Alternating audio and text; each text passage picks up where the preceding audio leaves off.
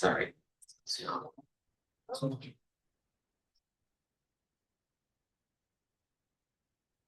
Great. So before we jump, so today for the meeting again, this was in your pre-reads, but just as a reminder, we are going to go through for EOT for decarbonizing the peak and for finance the transition. We are going to talk about them today in the room. The enabling sustainable economic development, that was just pre-read only. So if you do want to talk about that, find me at a break, find Catherine O'Malley at a break. But we're not going to spend time going over that today. And then we are going to spend time though in small group discussions around a proposal to sunset several of the FOGs, consolidate work, and to focus on developing a new work group that's really focused on key energy demand reduction. And we'll talk a little about the why around that. And I think that should come out as we discuss the findings and recommendations of various FOGs.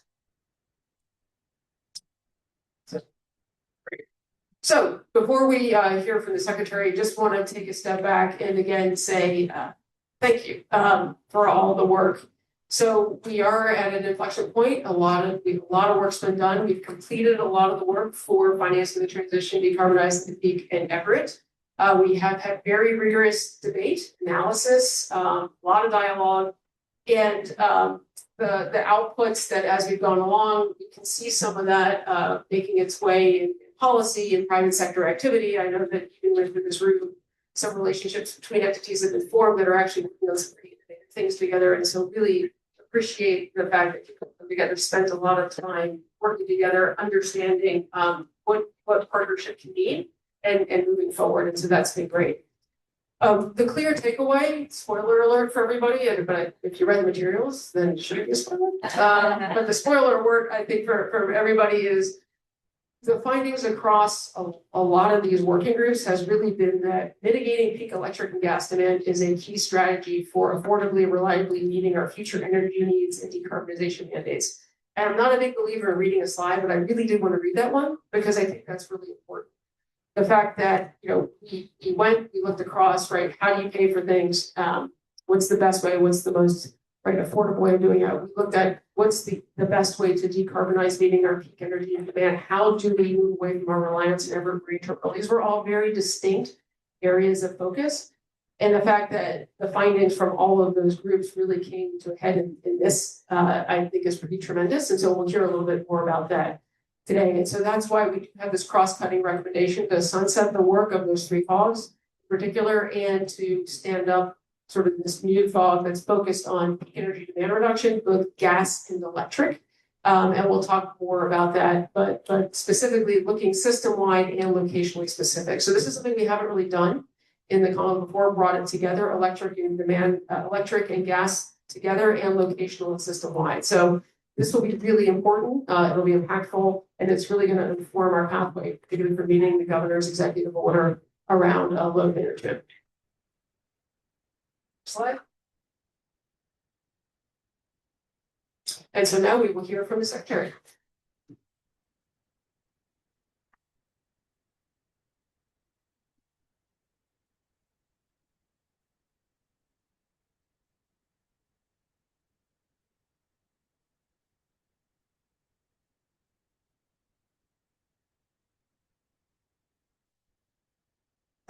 Here today to see all of you again.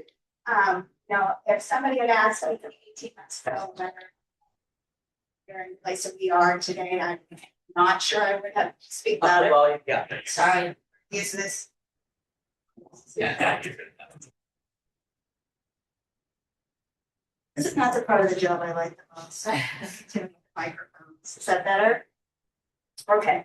So I was just saying, I'm just impressed about where we are, and I'm not so sure I would have thought so. This where we would be 18 months ago. I think sometimes we can get focused on what we haven't achieved and spend a lot of time on details. And I do encourage you at some point today to sort of take a step back and think about progress that has been made with this group and the consensus that's been built. And what I'm really excited about is a clear path forward. So I do want to say that I know I've thanked you every time that I've been here, but I do want to thank you and your teams for all the time and energy that you put into this group. it has been a lot of meetings and a lot of extracurricular activity that was required. So want to thank you. I also want to, so proud of my team. So I want to thank the people who have worked so hard on behind the scenes on these things. It takes a lot of effort to get all these people in a room and to organize the meetings. So I do want to thank Catherine O'Malley and Megan Dixon for all their work over the last 18 months. I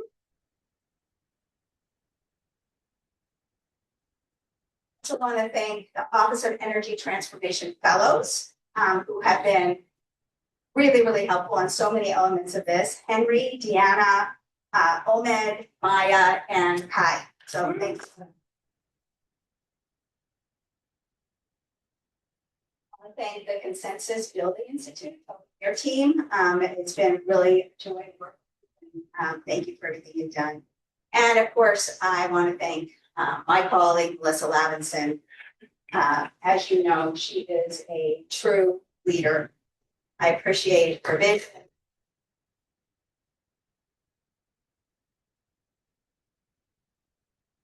And her tenacity. You can't forget that part of it. So, over the last 18 months, you and your teams have, deliberated on substantial findings and recommendations on really complex topics. I have reviewed the work. I'm really impressed with the work that has been done and by its thoroughness and the depth. There are no simple solutions here. We all know that the path forward is going to be linear, and in a lot of cases, it's not going to be quick either. But that's what happens when you're trying to change a system. And as we know, the energy system is one of the most complex systems that we have. So we've taken on quite a task here. What really excites me, as I just mentioned, is the clear theme that's really emerged here about reducing peak demand, both gas and electric, and talking about how the impact that will have on all of the areas that we have really been focusing on. It really is a key solution for all the problems that we have been talking about. And you, as a very diverse group, I think came to some consensus on the need for that. It also aligns with the governor's executive order, which is calling for 3.5 gigawatts of demand reduction by 2035. Also the policies in the various affordability bills and the work that so many of you are doing with ISO New England. So that's where I hope we can head next, coming up with solutions that will help lower peak demand. I know you're going to be discussing that more today, and I'm excited to see where that goes. But I'll conclude by just saying that I know that many of you probably still have questions and maybe hoping to see certain things that you didn't see or saw things that you wish you didn't see in the materials. But I do hope that you'll take a step back and recognize the work that's being done and appreciate the level of alignment and how it is a rare and critical part of the path that we're on. So thank you again, and then here's the discussion.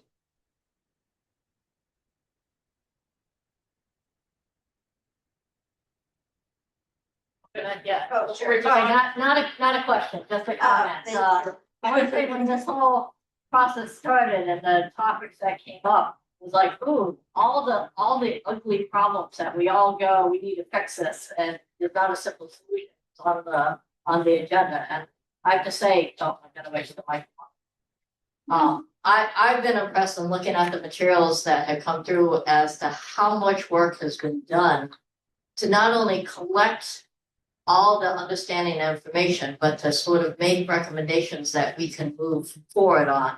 And while nothing's going to be 100%, right? It's like, hey, these are difficult problems. If we can get 75% and start to make progress, that's important. I would say, coming from an institution of higher ed, equally important is all this information in one place. And so there's a possibility to put some of these things out for people with creative ideas to also start to come up with solutions for some of the things that we don't have an immediate next step. So I just want to say, Secretary, thank you to you and your team and everybody here, because this is an impressive amount of work. And I think that if we can go forward with the idea that nothing's perfect, but we've got a lot of good stuff here, to start to tackle some of these things. I think that's a really positive outcome. So thank you.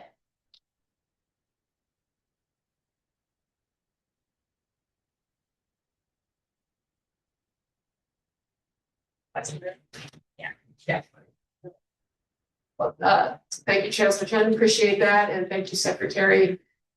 So I'm gonna try to make up a little bit of time, because I know that the security here can be challenging, and it takes a little bit longer than we like to get everyone in, so I know we're a little bit behind. So I'm gonna just go over quickly the decarbonizing the peak. So if you want to go to the next slide. Thanks. So you did get a pre-read packet on this, including the findings that you'll be asked to taking a vote on today, as well as in the pre-read packet there in that deck, it went through the work plan, mission purview, all the activities and meetings that have happened over the past several months since the last advisory board meeting. So we're not going to go through all of that today. So what I'm going to focus on today more is the findings at the high level. And then Toby will walk us through the next step on that.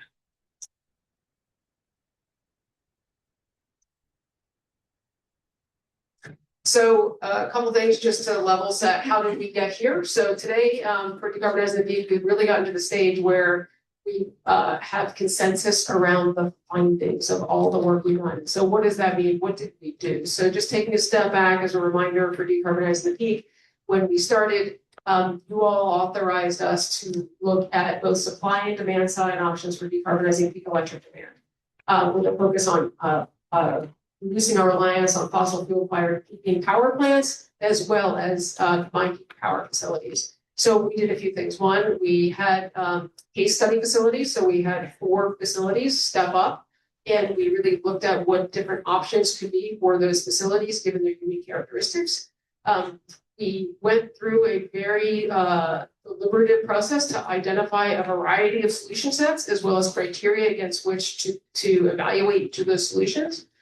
For areas where folks really wanted to have a broader understanding, because we had a lot of people as part of this working group. Not everybody had the same level of understanding.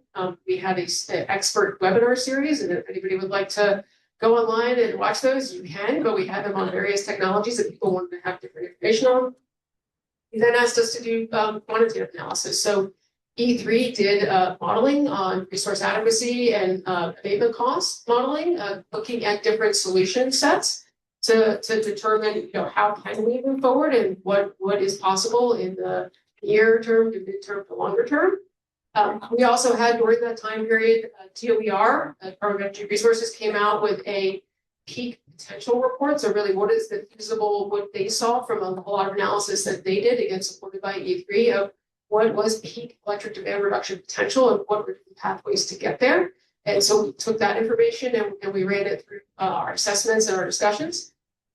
We then had heard from communities, because that was a big piece of it. Member equity is really key to this, bringing community voices. So as we're considering different solution sets, like how do we reduce our reliance on peaker plants, as well as combined heat power, what are we replacing it with, and what does it mean for community? And so wanted to hear from, what does that mean? What does it mean to engage community in a process like that? So we had a really great discussion on that.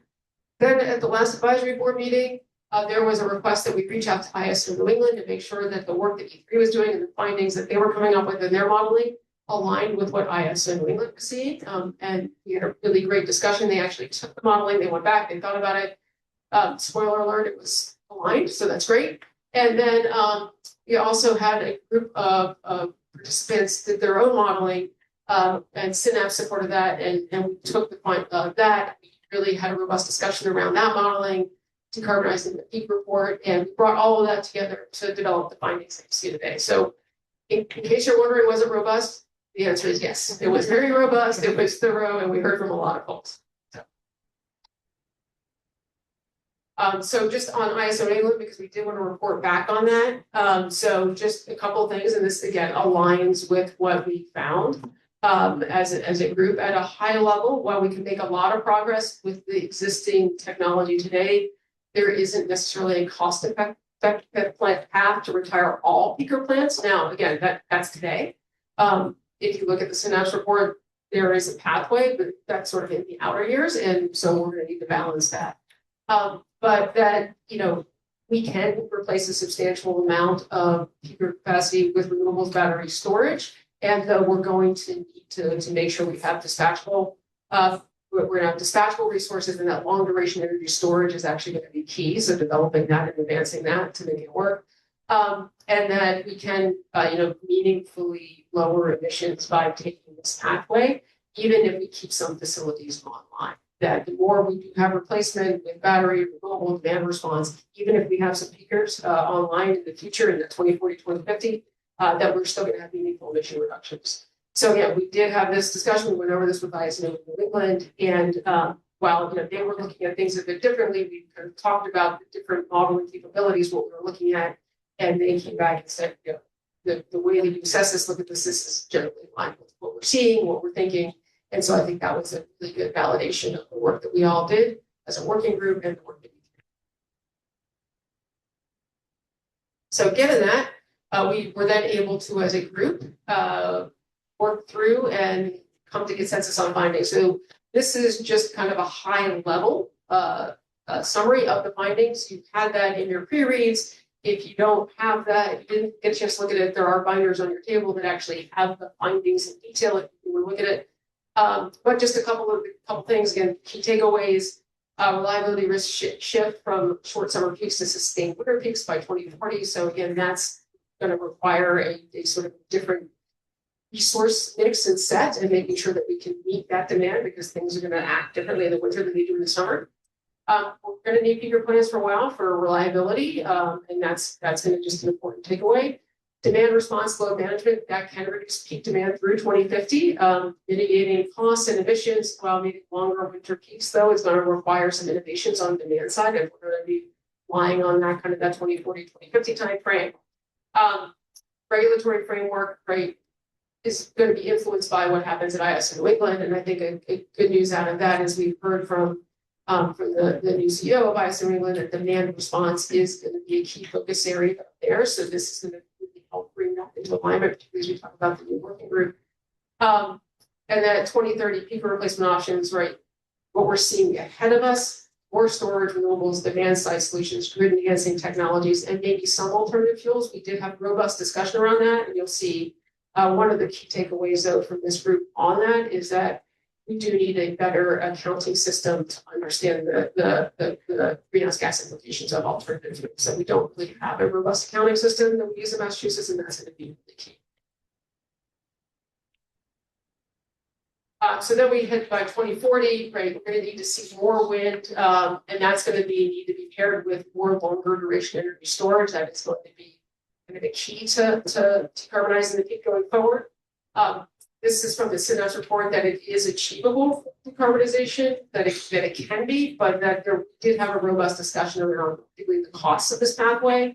And there was disagreement within the FOG around that as a both feasible and cost-effective solution, again, with today's technologies. And so we're going to need to really, look at that further at some point. For CHPs, again, this is going to be a phased strategy because of the role they play, particularly for campuses.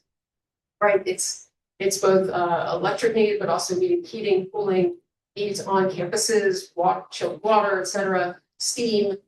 It's going to have to be a multi-phased approach. So efficient electrification, storage, demand response, thermal energy solutions. We have a lot of talk about campus-wide geothermal. That is going to be the key. And that they're going to need some sort of clean backup solutions at some point. Again, we did hear from community voices, and we all agreed that equity, community engagement, it's going to have to guide what's happening, particularly at specific sites. There is not a one size fits all. We have to work with the community to figure out what's going to work best for that community. We are making progress on interconnection, but interconnection delays, particularly at the regional grid, are major barriers to deploying energy resources quickly.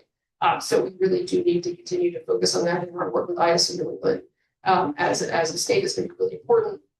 And that, again, peaker plant decarbonization is going to vary by site.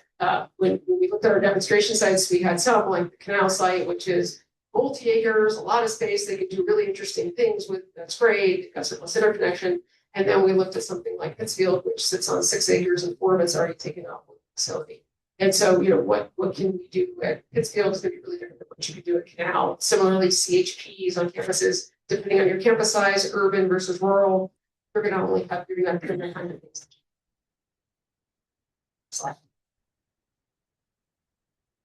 So some of the high level takeaways, and we are moving into the recommendations phase on this. So again, today you're voting on findings so that we can move to recommendations. But again, key one, accelerate demand management, peak demand reduction strategies. That is kind of one of the high level takeaways. We need to again focus on things that are going to boost deployment for more renewables, short and long duration storage, as well as grid enhancing technologies. We need to continue to work on streamlining interconnection, advanced market reforms at ISO New England. We do have to establish a clear and consistent emissions accounting framework for alternative fuels. That is just going to be key. And we need to, again, keep equity front of mind. Site-specific transition planning is going to be really, really important. So these are the takeaways that are going to guide the recommendations work. These aren't the recommendations, but this from the findings that we all aligned around. These are the takeaways, and that's what's going to guide some of the recommendations work going forward. Next slide.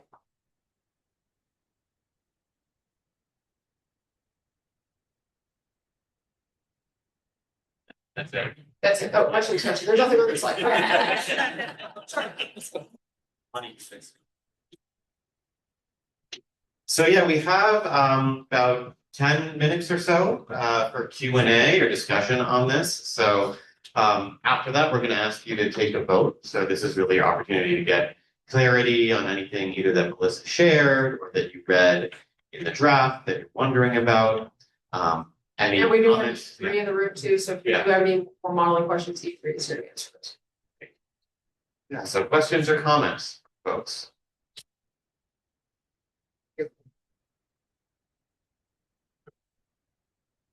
Brad Campbell, Conservation Law Foundation. I'm curious as to whether we should assume that because time of use pricing isn't mentioned, it's subsumed some broader categories that are in there, or what the reason would be that seems like an obvious omission that's never explicitly mentioned. That's a great flag that we did talk about in the context of demand reduction strategies. So when we get into that, that was something that was talked about and it is on that list. We just didn't specify that in here, but yes. Great.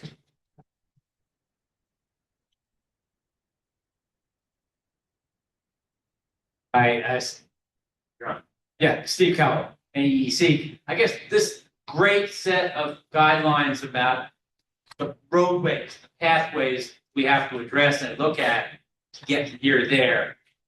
The next question, I think, on a lot of the great FOG results of laying out the issues and pathways and questions is how do we slice down the details?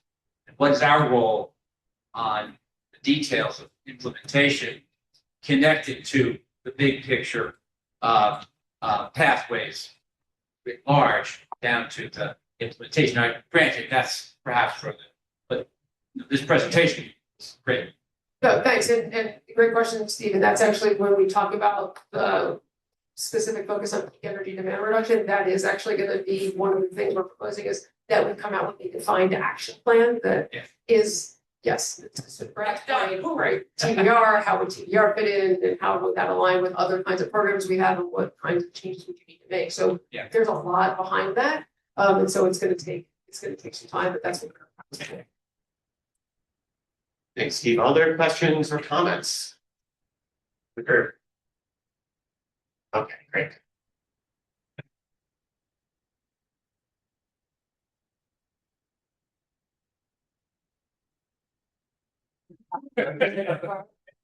Defer to the secretary. No, please introduce yourself.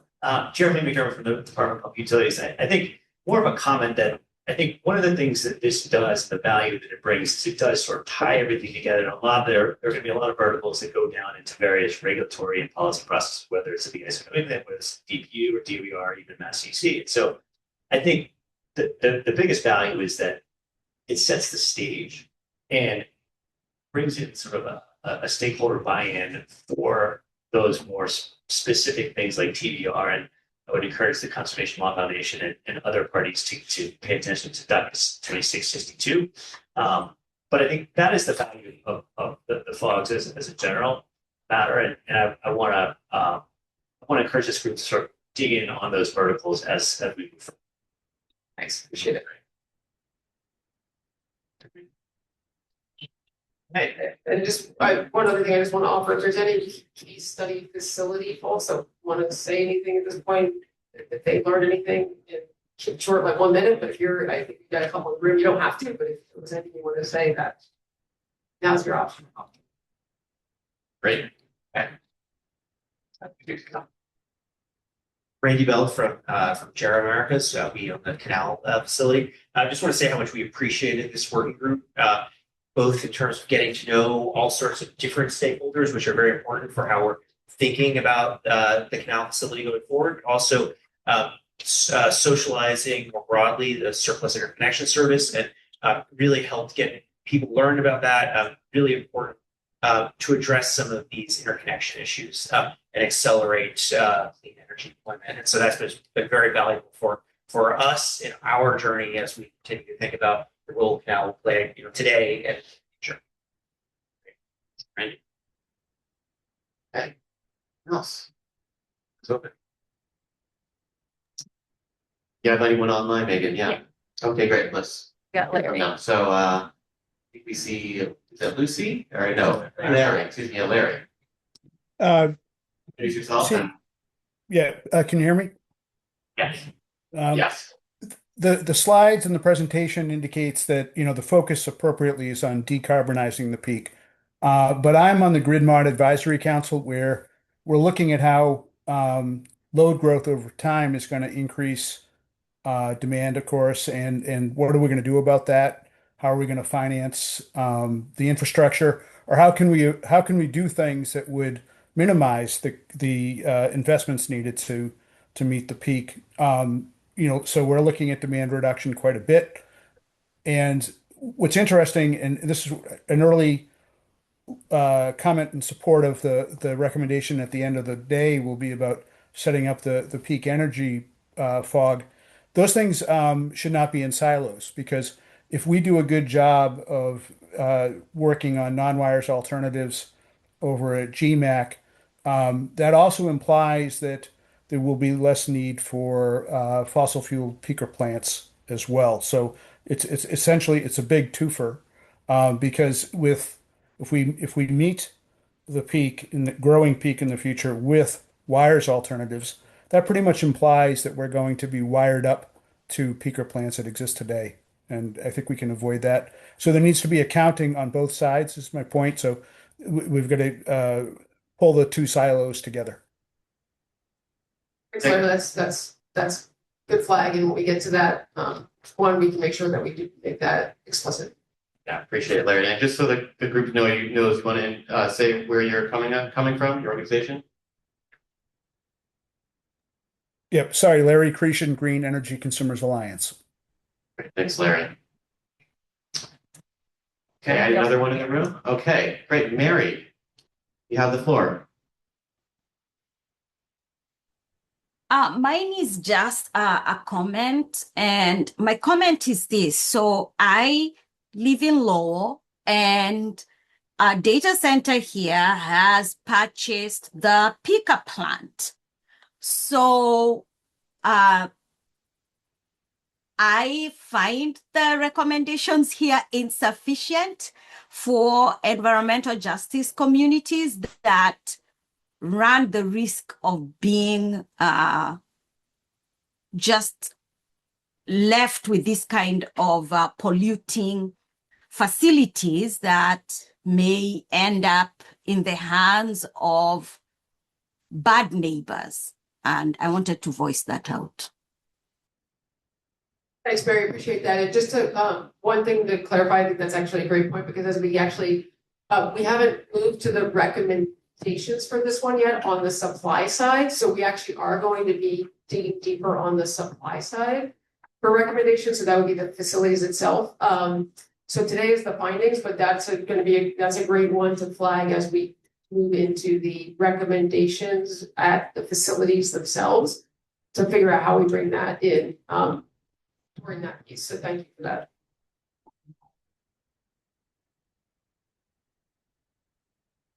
Okay, looking around the room. We do have time for another question or two, if there are. If not, we can definitely move on to our vote. Okay, great, one more, awesome.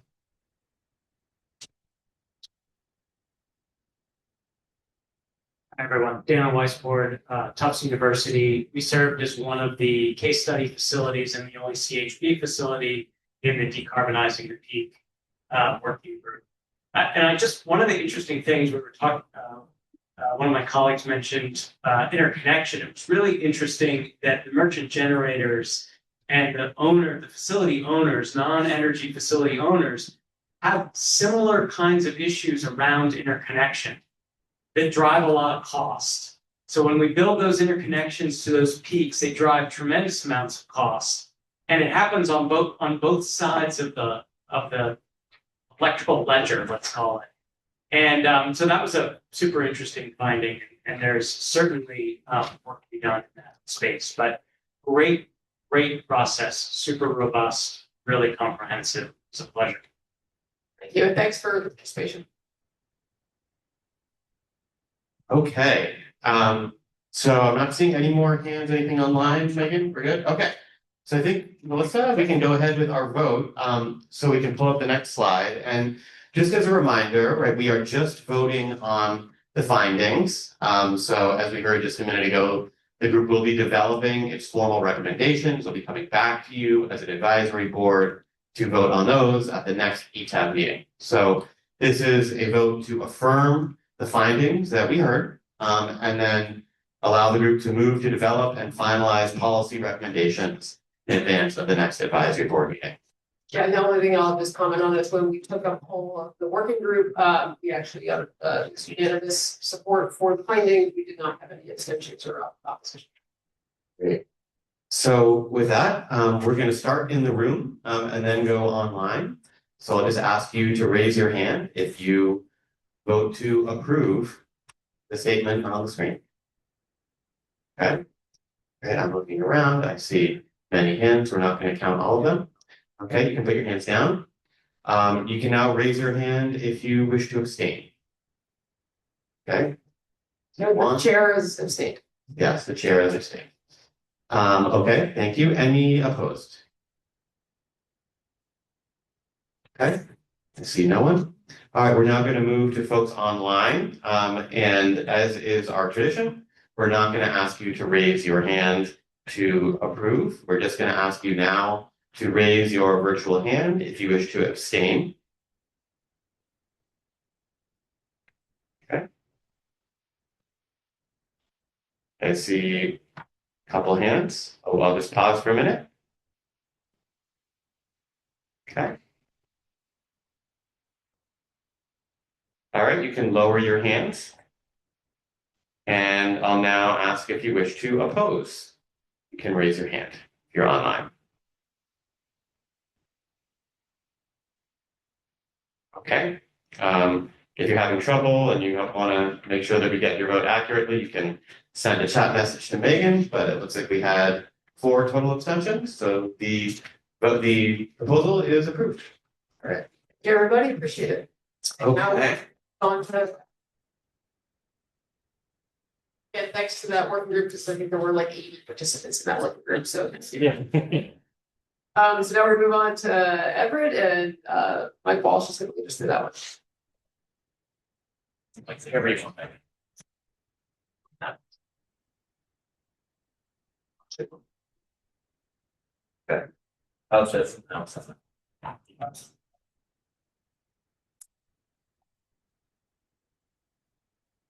Okay, all right. All right, thank you, Melissa, and thank you to members of the advisory board. That's my clicker.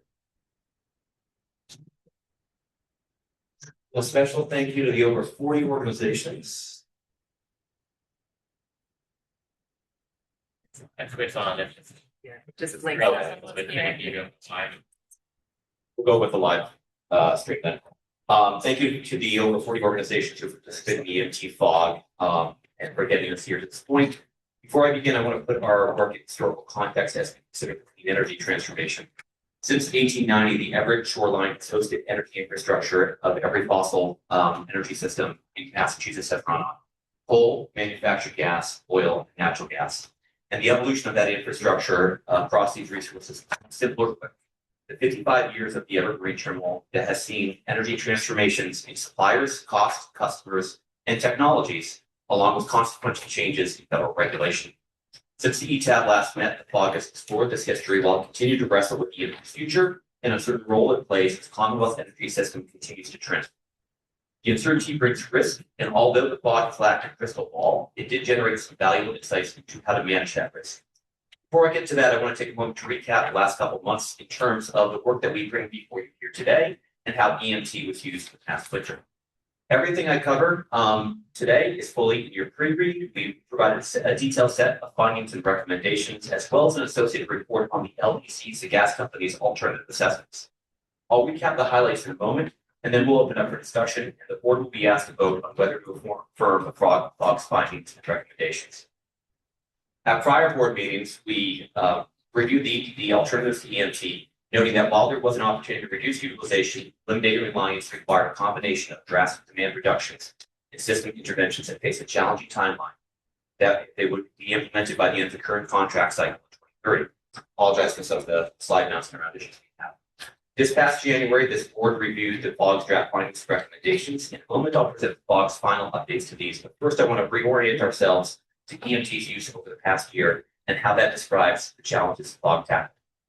This chart shows National Grid's utilization of EMT across the past winter. At the top, the black line tracks the effective degree days, or EDDs, a measurement that correlates winter weather with demand. The blue bars show the volume of gas being delivered directly into Boston Gas's system, and the gold bars show the liquid that is trucked to National Grid satellite peak shading facilities, such as at Salem, Commercial Point, and Lynn. The red dashed line at the top represents a contracted daily allotment that National Grid contains. The bottom chart shows the cumulative use over the course of the season, approaching an annual contracted allotment, again the dashed line. In both figures, we observe that the gas utility's reliance on EMT occurs over a short period during which pipeline capacity is constrained. A sustained cold snap in January and February, as January turned to February, was responsible for the bulk of utilization. After this time, National Grid used its remaining allotment to fill its storage tanks for the next winter. Similar patterns were observed in Eversource and Unitil territory. This figure represents the core challenge of the energy transformation as it pertains to Everett. An asset that is idle for much of the year is indispensable for only a handful of days. This pattern contrasts with the use of Everett over the past 2 decades, during which gas utilities were a secondary customer and the Mystic Generation station used EMT all year round. And that cost was covered by electric ratepayers in New England. EMT utilization patterns have shifted from one that requires 20 ships of LNG to be turned into the harbor each year to just 2 to 3. Although less gas is being used, fixed costs of maintaining and operating the facility remain high and unavoidable for gas utilities and their customers. This brings us to costs. FOG investigated mechanisms to lower the burden of EMT's fixed cost of gas repairs. We assessed 4 options: reform of ISO capacity auction, expanding the contracting parties, pipeline peaking tariff, and public ownership. Each of these aims to navigate 2 key challenges. First, EMT exists in a market of suppliers. Other parties, such as generators, have other options: alternative gas supplies, oil, or even not running. Prices must be kept low to attract customers, and that leaves little revenue to offset EMT's large fixed costs. Second, unlike the pipelines and utilities, EMT sales are unregulated. FOG's review highlighted the fact that the current market design leaves constraints on the ability to coordinate increased utilization of EMT without drastic measures such as state ownership or federal intervention, such as FERC's in the case of the Mystic Generation station a couple years ago. Of the 4, capacity auction reform is the most promising currently in development, but it arrives in 2028 with little time to assess its impact before the utilities need to renew their contracts with EMT. Everett has hosted the region's energy infrastructure for more than 125 years, and it carries both legacies in soil and through a shoreline that is designated as a state as zone for industrial use. In April, the work group switched its focus to community impacts. Hearing from both representatives of Green Roots and the city of Everett, we learned about the goals and priorities of these organizations. They brought to us a shared set of priorities: public access to the waterfront park network, transit as a precondition for functional redevelopment, climate resilience, economic benefits that reach existing residents, and meaningful community-given engagement.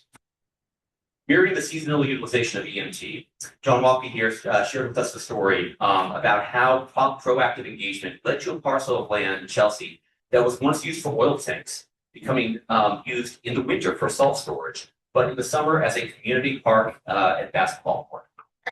Neither the city nor Greenridge took a position on whether EMT stays or goes, but they did emphasize the importance of being prepared to address community needs and seek out such shared beneficial usage as the shoreline continues to transform. FOG spent its remaining meetings on refining its findings and recommendations. The findings are summarized here, and your pre-read provides more detailed context. These have been modestly updated since our last presentation at the January board meeting. First, EMT provides supply, pressure support, and redundancy, and regional storage. LDC's contracts are through 2030 and carry high fixed costs. EMT provides a regional role as a reliability backstop for both the gas and electric system, but the service is difficult to monetize. Second, until 2024, the regional electricity market absorbed those fixed costs through Mystic. Well, with Mystic's closure, they have been concentrated onto Massachusetts gas ratepayers. With other parties benefit from the terminal's reliability, they contribute little. Third, under the current operational agreement, EMT's carbon footprint is a very small share of state emissions. Continued use of it as a peaking resource could be consistent with the Commonwealth statutory limits. One can then imagine a future in which EMT serves as a gas capacity resource, studying alongside wind and solar, meeting growing demand on the cold days, but a future periodic use of rocky, uncertain markets, concentrated costs, and growing pressure to redevelop the site and its surroundings. Finally, as we reported in January, under current infrastructure plans and policy pathways, complete elimination by 2030 appears not to be feasible. Beyond this, eliminating reliance requires reducing overall requires reducing overall peak gas capacity demand alongside targeted system investment and tighter integration with other efforts. This leads us to our first recommendation: reduce dependency by reducing demand. Here, the FOG's work, together with utilities transparency, identified the commercial institutional sector as a key driver of EMT's peak gas demand and peak gas dependency, and potentially the greatest opportunity to reduce that dependency. The FOG's work has laid the groundwork for these efforts, and having informed the recent executive order to secure Massachusetts energy's future and launching a feasibility study that aims to displace the bulk of EMT reliance. Through the FOG's work, these institutions have become more aware of how use patterns shape changes and how peak demand assets like EMT need to be used. Finally, given the community perspectives we heard, we recognize that the community of Everett would be an ideal location to prioritize gas demand reduction among residents as new housing is developed and existing buildings are retrofitted. The second recommendation addresses cost while reliance remains. The FOG evaluated 4 strategies again, broadening the terminal's cost recovery base, and recommends pursuing them in parallel. Continued engagement in ISO New England's capacity auction reform, monitoring expanded contracting alongside upcoming renewal negotiations, and exploring a pipeline tariff, and considering state ownership, although not as a near-term priority. No single strategy resolves the cost allocation challenges, but even partial offsets would mean meaningful savings for ratepayers. The FOG's mandate was to focus on the gas utilities utilization of EMT. However, such a review was difficult to conduct with little clarity into the region's gas supply, with little clarity into the future of the region's gas supply and storage systems. We have at our disposal plenty of net zero pathways, grid forecasts, and near-term reliability analyses. None of these meaningfully examine how the gas system would or could evolve during energy transformation. This lack of insight was a real barrier to the FOG's work and important pending future infrastructure decisions. Our review of the Everett shoreline and regional gas systems history demonstrated that earlier clarity and coordination on infrastructure projects can save millions, if not billions. This recommendation seeks to fill that gap, but it's important to note that even with the promise of a future study, the gap is the primary driver of hesitancy amongst the FOG members.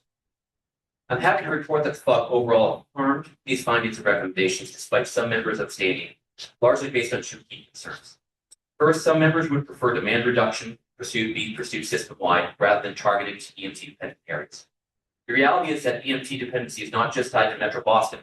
EMT supplies LNG to storage tanks scattered across the region. Each one is there to meet peak demand, but the customers and alternative options can vary.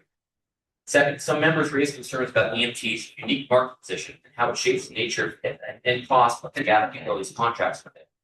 The lack of feasible alternatives creates a perception of a de facto advantage, limiting the LDC's ability to negotiate beneficial outcomes on behalf of their customers.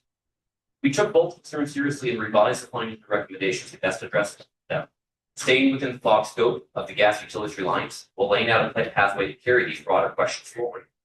We appreciate the feedback that we've received, and the balance reflects what the majority affirmed to be brought forward to you today.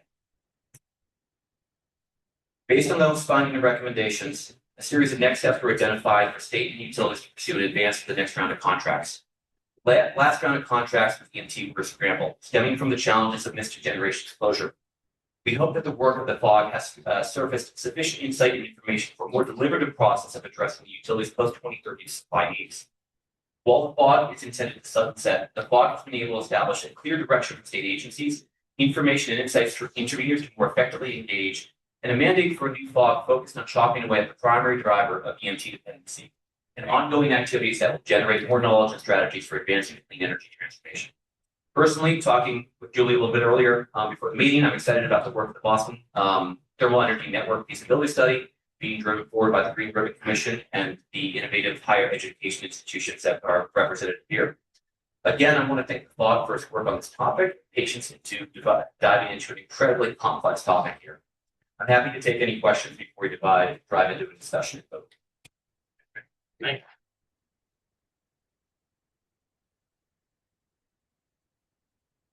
Okay, so a lot to digest, of course, but we do have an opportunity for clarifying questions or reactions or comments from the group. Okay, introduce yourself. Brad Campbell, Conservation Law Foundation. I guess what concerns me most is the sort of a glib conclusion that it won't be possible to get rid of EMT by 2030. Or I think it says it's unlikely that the interventions will be deployed that will eliminate the demand and allow us to close it. But that's not really supported by any analysis. And I think the FOG recommendations and findings highlight pretty clearly the cost implications for the narrowing base of consumers who are paying for the facility. And I really think that needs to be remedied by keeping on the table, setting a hard deadline for closure of the facility and actually costing out what those various interventions would be that would allow the facility to be retired. I think coupled with that, a hard look at, as you raised, the market power issue. I realize that the report, I think, raises some of the thorny issues of preemption and so forth. But I think that those issues need to stay on the table, because even if 2030 may not be feasible, but what have to ask what would be feasible? What would it cost? How does that cost compare to what will cost ratepayers who remain reliant on EMT? It's certainly what it would cost of foisting the facility onto the public fisc, which I think is politically challenging as well as financially challenging. So I would really like to see that reflected somehow, either in the report or in the transition to focus on reducing peak demand of gas and electricity. Could be in either place, but it seems to me taking the closure off the table, aren't on the table, or not pursuing the analysis we need to do to decide what the rational decision is in terms of interventions versus continuing the status quo. I think that needs to be addressed. You want to take this, Melissa?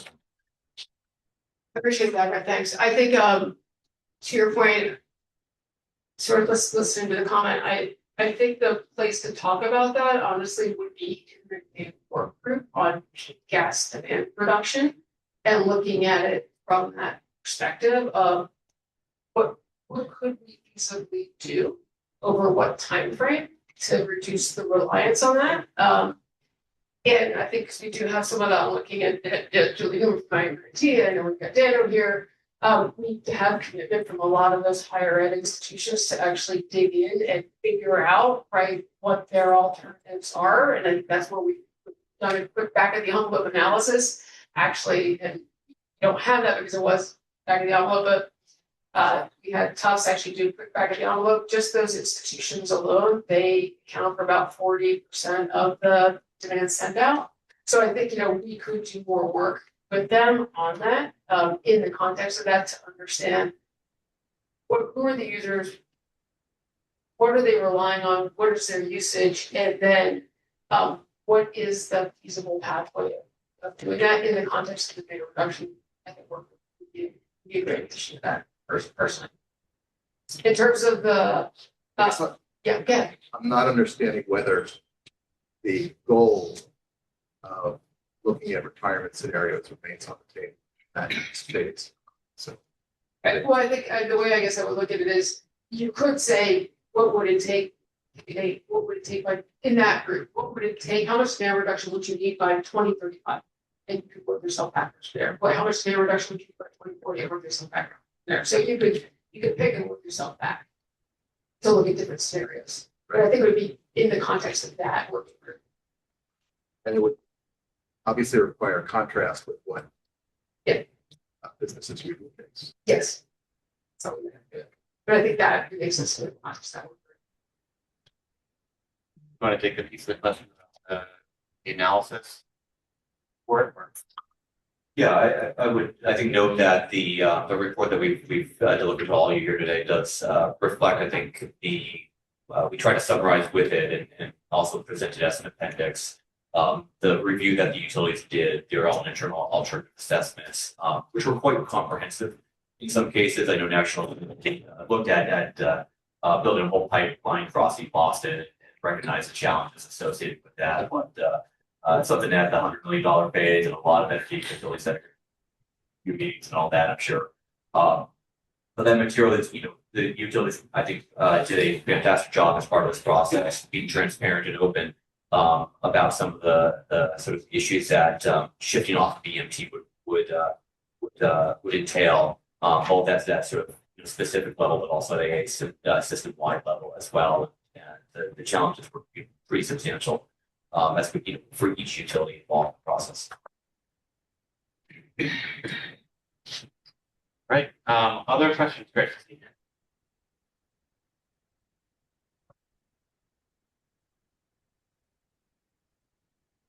Hi, Tina Bennett, Power Options. I continue to be concerned about the cost implications on consumer burden with the paying for the facility. So just two quick points.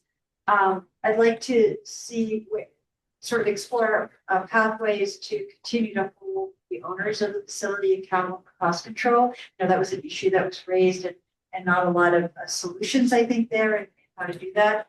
A couple of thoughts is before approving any extension of the existing contracts, even considering some sort of revenue sharing mechanism when other participants are leveraging the facilities might be a way of buying down the cost of those fixed charges, as well as again next renewal, making sure we're looking at alternatives.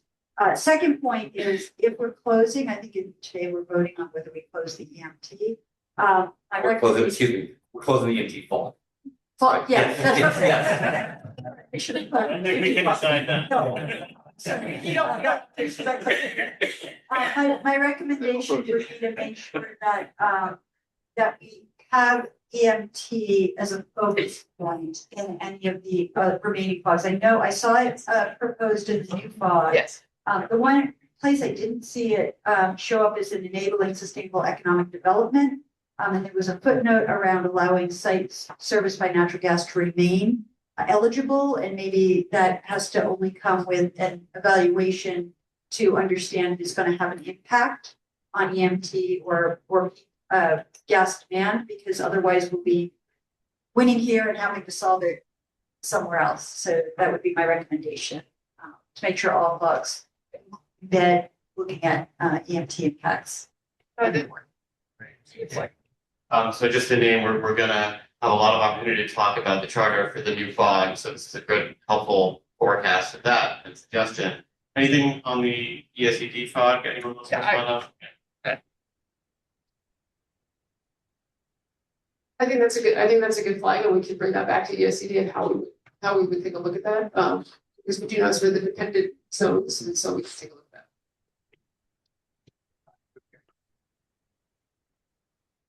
that. Yeah, hi, I'm Zainab Mugabi, Executive Director at HEAT.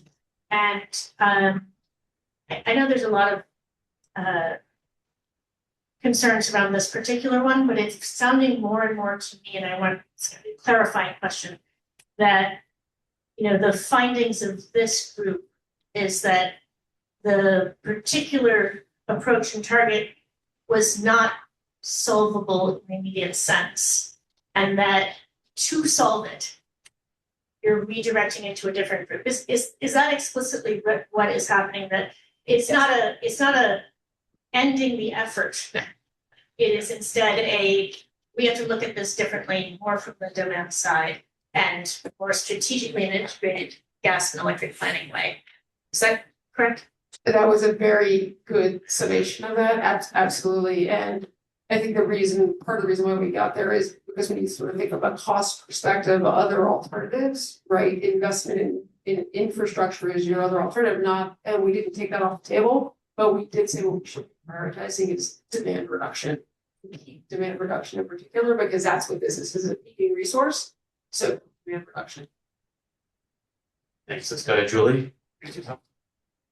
Yeah, Julie Newman, MIT. As you're talking, I'm pulling out, sitting in meetings at MIT as we're looking at decarbonization, and might even look to Dan if this is similar, but in times of of contraction at the moment in terms of budgets, we're spending a lot of time looking at investments in demand reduction, investments in new technologies, site systems. We're really playing around with all that. So as we get into this more deeply, or a follow-up down in the future would be, I'm wondering if the role of this committee or the Green Review Commission is to help people. Because at some point, we have some a lot of analytics, again, we're talking about one organization, but we're at some point investing in demand reduction starts to level out, right? There's so much you can get in terms of reduction in top energy buildings. And then at some point you say you can't invest in, we're not going to get very far, continue to invest in reduction.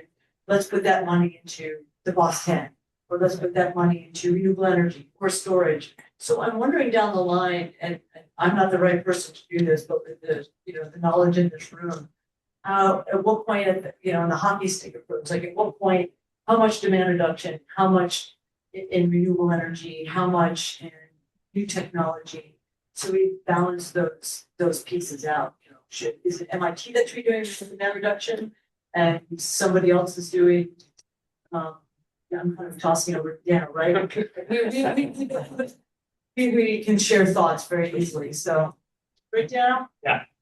Right, and I think actually that's a great point. I think when we say demand reduction, I want to make sure that taking a step back, I think it's like everything you actually just mentioned, right? So it's not just right, but it is how do we reduce reliance, and how do we efficiently electrify, and how do we create flexibility? And so that is where the battery, right? The efficient electrification, the thermal networks, right? How do we actually do that? That's where we really want this new fog to focus on, and that's why we're looking both system-wide but locationally specific, pulling electric and gas together, so that we don't sort of solve one but exacerbate the other. That's what we don't want to do.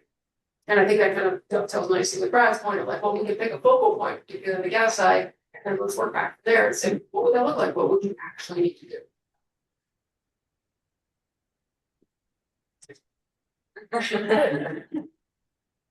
Dan, Tufts University. Thanks, Julie. I think the approach is something where we say it starts very coarse, very rough.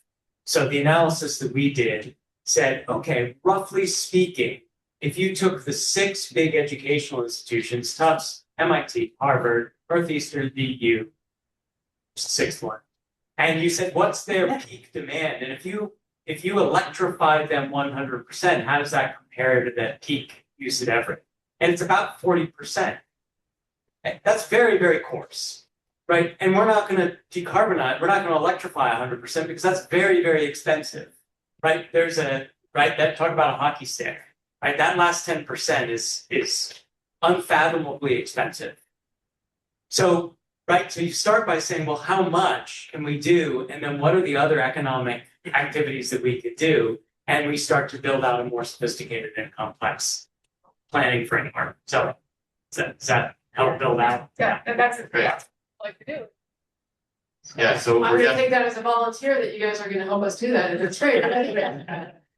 That's just an example, but that's just an example of, but for having this ball, we actually wouldn't be having this conversation today, right? We wouldn't be having the folks in the room that actually are the users around the table to actually now be part of the station. That's exactly.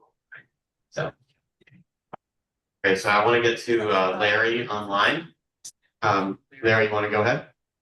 Yep. Thank you, Larry Cretion, Green Energy Consumers Alliance.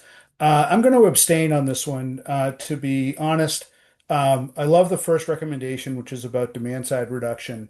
That appeals to me a lot. But there are other issues that I have misgivings for, and it's not enough for me to vote no, perhaps. But I agree with Brad about wanting to see more. How can we look to the real end of EMT, or what would it take? What sort of analysis? On the screen right now, you have a bridge, and maybe this fog was the bridge to the next one that we're going to be establishing later today, which is to look more at demand reduction in both energy, electricity, and gas. I hear what the institutions are saying, but we have a Global Warming Solutions Act that requires progressive reductions in greenhouse gas emissions over time, which means electrification. And it's not just a state law, but Boston and Cambridge have large building emission reduction ordinances. And thankfully, we've got so many cities and towns in Greater Boston that have specialized stretch code going on. And what disturbed me in this fog a little bit was that the LDCs are actually projecting, they're forecasting increased demand for gas over time. And that just isn't backed up by recent consumption patterns. And B, that's not compatible with the Global Warming Solutions Act. So when you put it all together, I just think we've still got work to do here. So it's sort of an incomplete in some ways. But then finally, as a consumer group, I want to mention that I understand that the state cannot regulate the facility or the gas that's being throughput at this facility. But what you do have control over, or the state has control over, is the checkbook. The DPU has the authority to decide whether or not this is a good deal for the ratepayers back in 2030. They got to look at it again. And so I don't think it's a foregone conclusion. We're always trapped in this situation where we have to pay whatever Constellation charges. And I think that needs to be looked at far more than I guess we had time to do. All right, well, thanks, Larry, for that. Appreciate the comment. Any other final comments or questions in the room before we take our vote? Another one online? Okay, great. Yeah, Mary, go ahead. Yeah, I want to also say something about the EMT one. While gas rate cases usually focus on distribution charges, it is also true that some of this that infrastructure like the EMT is hidden somewhere there. And as a ratepayer, I don't want to be kept in a perpetual state that promotes a fuel that is declining in use and only going to be left for people who live in Lowell and Lawrence, Chelsea, Everett. We will be left paying for these stranded gas assets. And so I am most likely going to abstain from this one too. I appreciate that, Mary. Thank you. And I think that is also, if you saw in the recommendation one of the things, and this doesn't address all communities, but one of the things that the FOG did recommend, given that Everett has been hosting this asset as we look forward to targeted demand reduction, to also making sure that as we're doing this and work with the institutions on this, that how actually, right, do we also focus on target electrification, particularly in and around the Everett community? And that could be another way that the larger users can actually help provide benefit, and that could actually be a model of how we do this in other places. So great line. Okay, I'm looking around the room, and unless there's further comments or questions, I think we can go ahead and take our vote on this one. So same procedure as before. We'll start in the main room and then go online. And we'll start with asking you to raise your hand if you wish. So I'll read the statement here. We are affirming the EMP FOG's findings and recommendations. Okay, so findings and recommendations in the report. Raise your hand if you want to go to that. Okay. I think we'll leave it there, and if we need to do a specific count later, we will. We'll now ask folks in the room who would like to abstain. Let's see, 3 abstentions. Okay. Who would like to oppose? Okay. See none in the room. All right, we're going to go online. Again, we're not going to take the affirming. We're going to now ask for abstentions online. Hi guys, this is Lindsay Butler. I'm en route to you. I'm going to abstain. Okay, thank you, Lindsay. Noted. Okay, I'm just going to wait for our team to make sure that they have everything they need.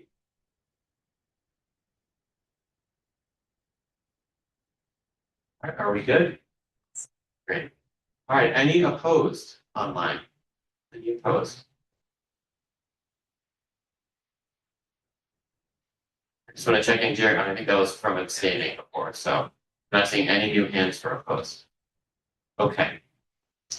So the statement is approved by FOG. So the EMT FOG finding and recommendations are now approved. So again, we want to congratulate the FOG and the ETAP for the good work on this topic. A lot of energy and research went into that, a lot of good discussion. So congratulations, much appreciated. Yeah, so you want to say a word? Just again, thank you for all the work, and was a lot of analysis. I want to thank Mike and Grower and actually Henry, one of our fellows here, spent an inordinate amount of time. When you guys go online in a couple of weeks, you will see the 200-page compendium that goes along with this, that provides even more detail of the assessment, the work, the analysis. So I think overall there'll be about 350 pages on EMT on that website. So, but no, I think it's trust me. Anyway, but I just want to thank them specifically because it was a lot of work, and I want to thank the utility teams that also this team. So thank you. Okay, so we are going to take a 10-minute break.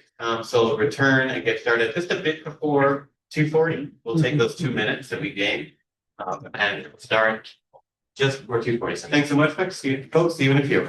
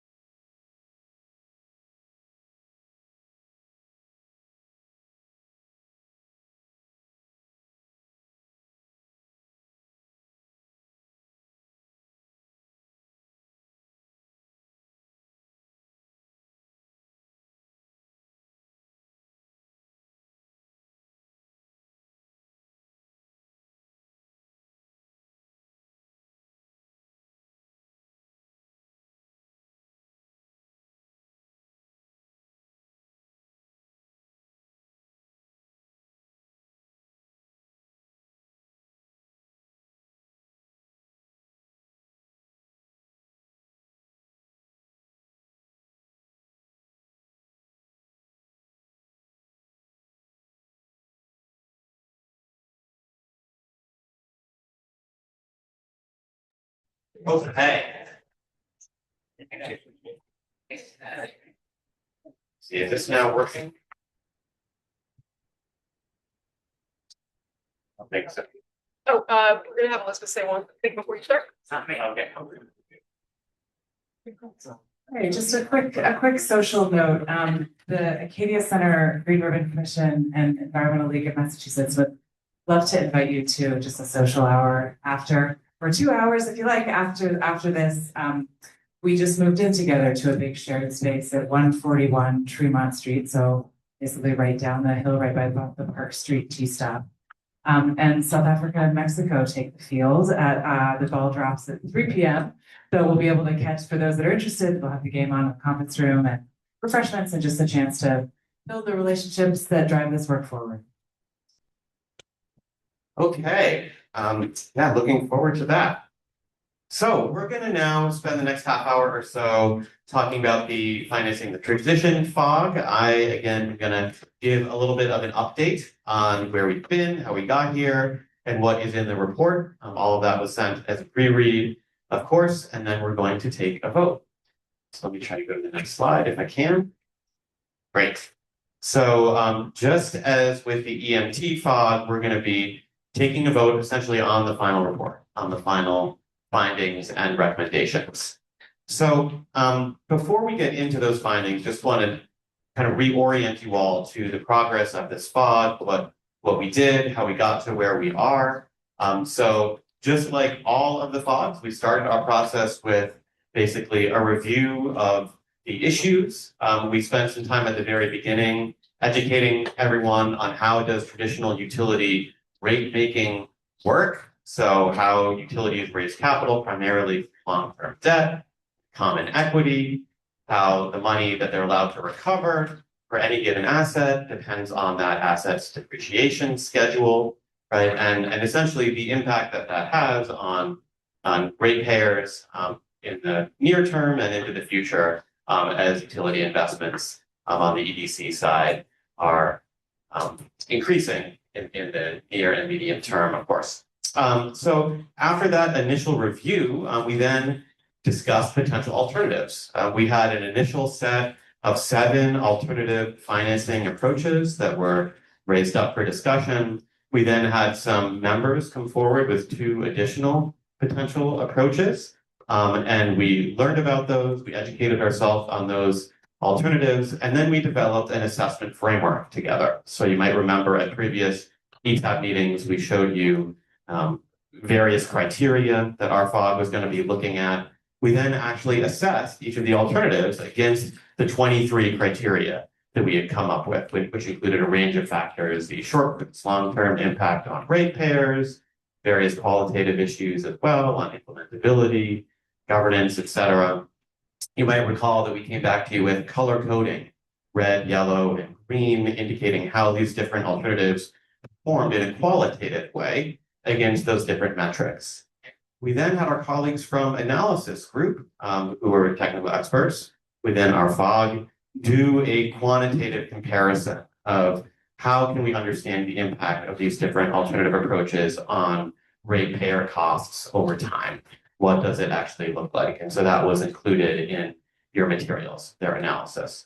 And then we came back to you and shared an outline of the final report, which you reviewed and gave us feedback on. And now here we are today with the actual final findings and recommendations. So what were those findings? So just to name, there were a number of pieces of the report, background on what we did, a primer on traditional rate making, background on all the different alternatives, but we did coalesce around a handful of core findings. So here are the first 3 of them. Great. So the first finding that you see on your screen there is a suggestion that really a portfolio of approaches is needed. The range of alternatives that we came up with do different things. They have a variety of impacts. They can impact things differentially in the short versus the long term. Some of them are more about raising additional sources of capital beyond money from ratepayers. Some of them are really about changing the way that assets are financed. And so the conclusion of the group was that it's not really the case that we're going to say yes to securitization, no to clean energy tariff. Rather, we want to recommend that a portfolio of different approaches, a range of different approaches are going to be needed, and they all potentially have their role in the future. The second recommendation that we came up with is that non-traditional financing alternatives. So these are the approaches that really address how capital is financed for a given investment, right? For a given asset, right? Not so much how it is funded, right? The ultimate source of the revenue, right? So that alternative, non-traditional financing alternatives can have an important impact, and the group believes that every marginal reduction in ratepayer costs is worth pursuing. That was a strong theme that came out of our conversations. But just these financing techniques on their own that sort of try to address weighted average costs of capital issues, right? They're meaningful, but they're not sufficient.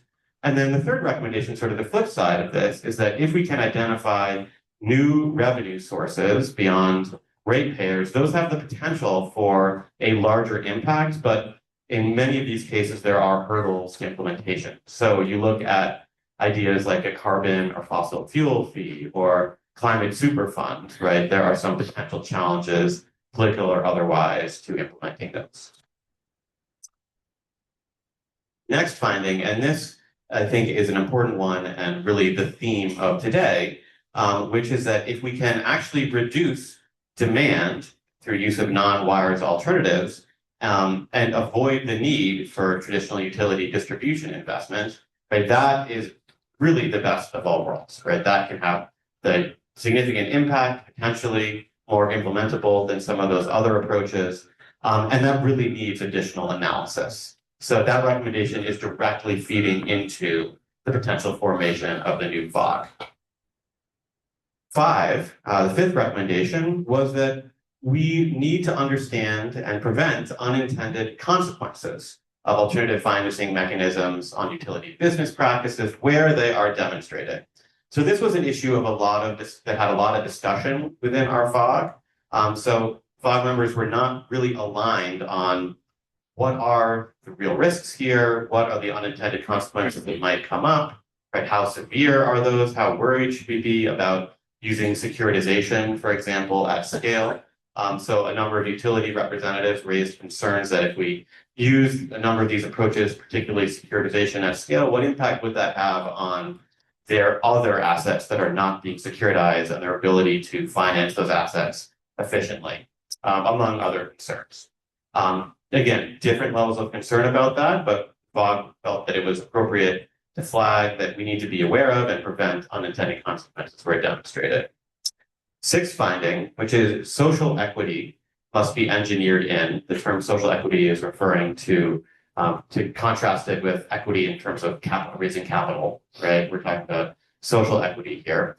And the biggest finding here is that if we can actually lower energy burden, lower ratepayer costs, that is almost by definition a significant equity benefit, right?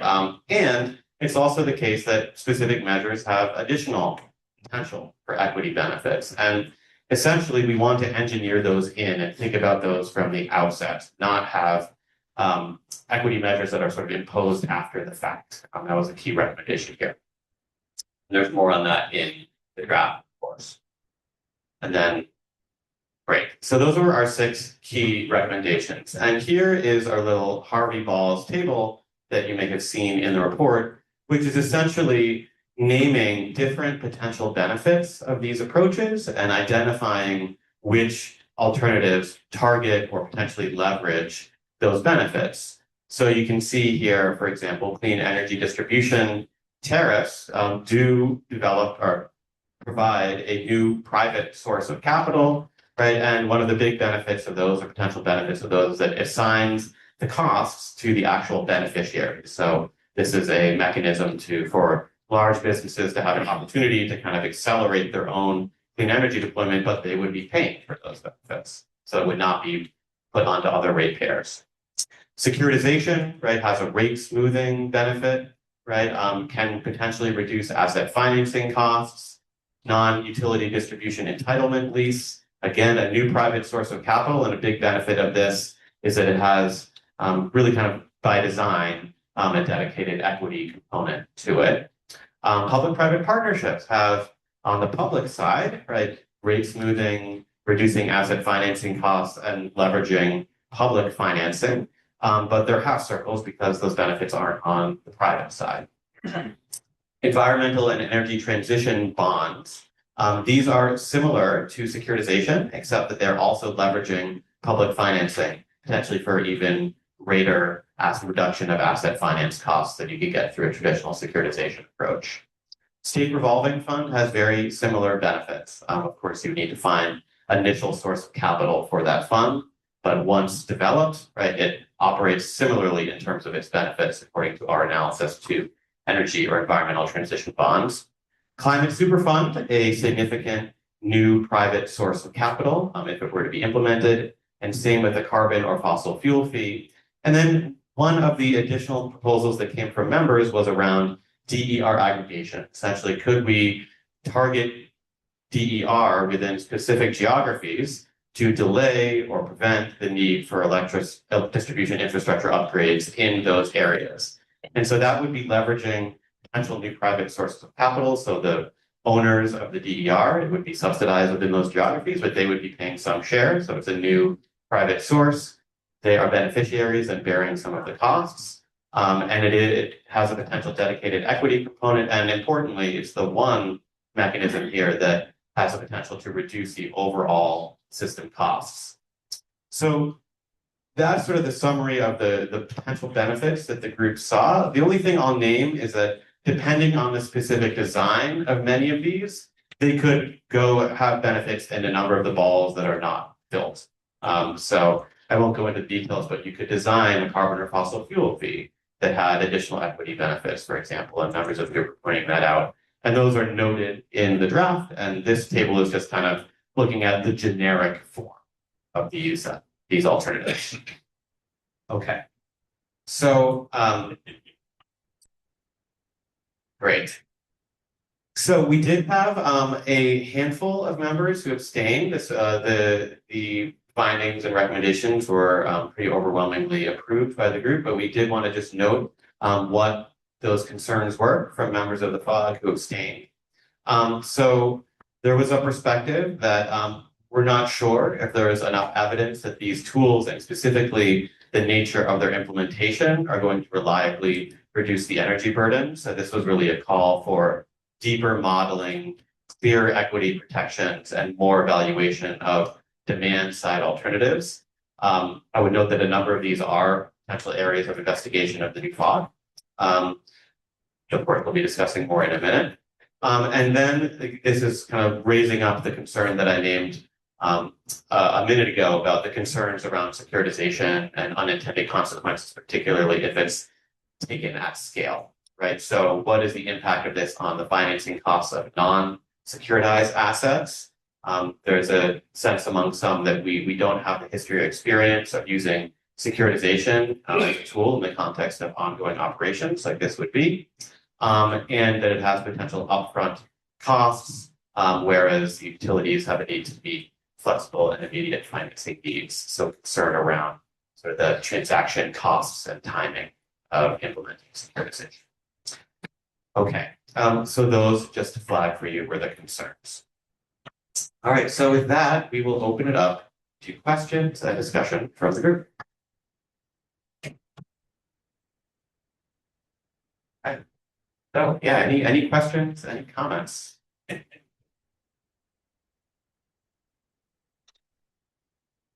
This is the moment where I'm like, okay, I was either incredibly clear or incredibly unclear. No one is going. Yeah, Julie, great. Just to clarify, so there's a lot here and that does need probably further analysis. So can you just clarify what you're asking us to agree upon? Great. One more time, sorry about that. Yeah, so it is the findings and recommendations, right?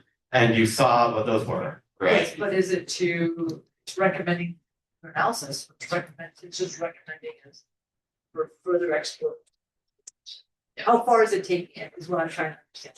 Yeah, so on this one, basically, I think what we said is the work of this FOG is done. right? We looked at it in the context of this specific issue that we were asked to look at. These were our findings, that there wasn't basically a silver bullet, that there is a portfolio approach that can be taken, depending on the outcomes that as a policymaker that you're looking to achieve. So do you want to do rate smoothing? Do you want to do overall cost reduction, right? Do you want to just sort of lower the financing costs in general? So we sort of laid out different mechanisms could be different things.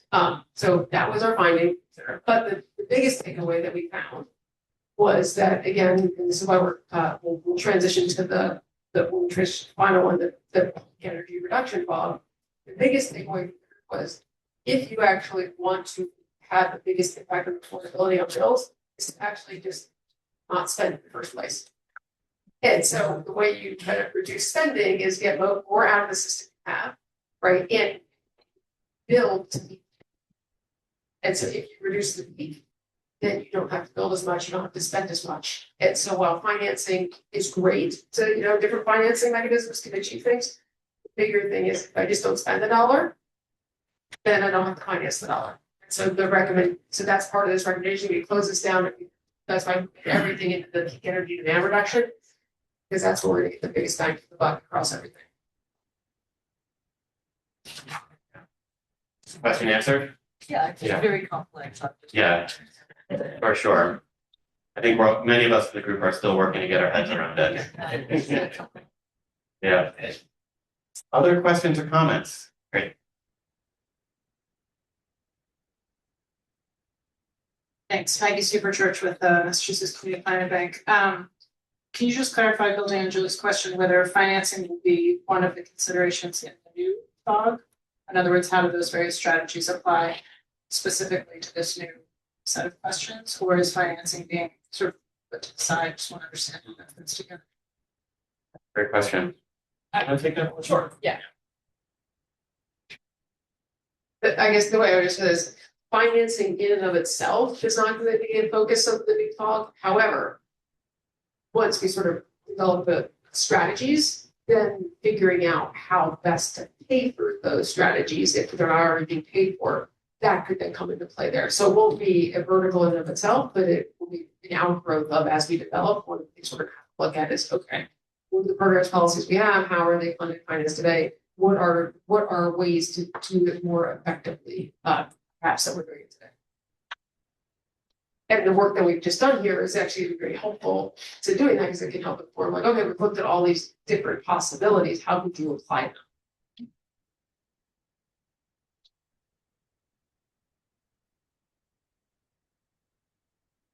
Thank you very much, Senator Mike Barron. As it happens, the Senate is taking up energy affordability legislation, actions that, of course, the governor and the House have taken up previously. Probably 2 weeks from today, that's when debate will happen on the Senate floor. Financing the transition relates so intimately to energy affordability, and the themes that are emerging from the collective efforts of all the FOGs pointing toward demand management and I guess energy efficiency are so germane to what the Senate bill will likely try to address that it would be good to have communications of the distillations and the forward directions of all this effort. It would be good to have these distillations communicated to the state Senate by letter sometime in the next 5 or 6 working days, if that's possible. Yeah, thank you. That great feedback, and we will definitely take that back. I know our JV, who does our extra affairs, I know he was planning after this to reach out and brief that this was done and share the information. But and we were also, you'll see next steps. We're planning on doing a webinar around it so that we When do you think? That we could do that soon. Good. You want to talk about that? We could do that very soon. Yeah. Particularly if there's a need in the near term. Yes, exactly. No other plans this weekend anyways. Speak for yourself. Great. Yeah. John Lodge with Green Roots, the senator read in my mind because I was thinking about that. It was good to see our next item of discussion about exactly doing that. And it just struck me about doing that being demand reduction and response control and everything. And at the same time, just sort of little cartoon squiggle above my head, like a Peanuts cartoon of just annoyance with the fact that we're cutting, say, at this moment, that the energy efficiency that is exactly what we're talking about is being cut. So there's definitely a need to get this information out there and beyond just to the Senate, but I think just out more broadly to the public, that if this is one of the way that we're talking about addressing the issue of just the best dollar spent is the one that you keep in your pocket, that isn't what the general framing of the affordability issue is out in the public. So I do think a lot of us here, and this message needs to get beyond the inside baseball crowd. The nerds get it, and we need the rest of the people who are complaining about their bill to understand what is going into it. So just want to underline, sorry to be repeating something, just want to underline it. Okay, other questions or comments on the FTT findings and recs? Great.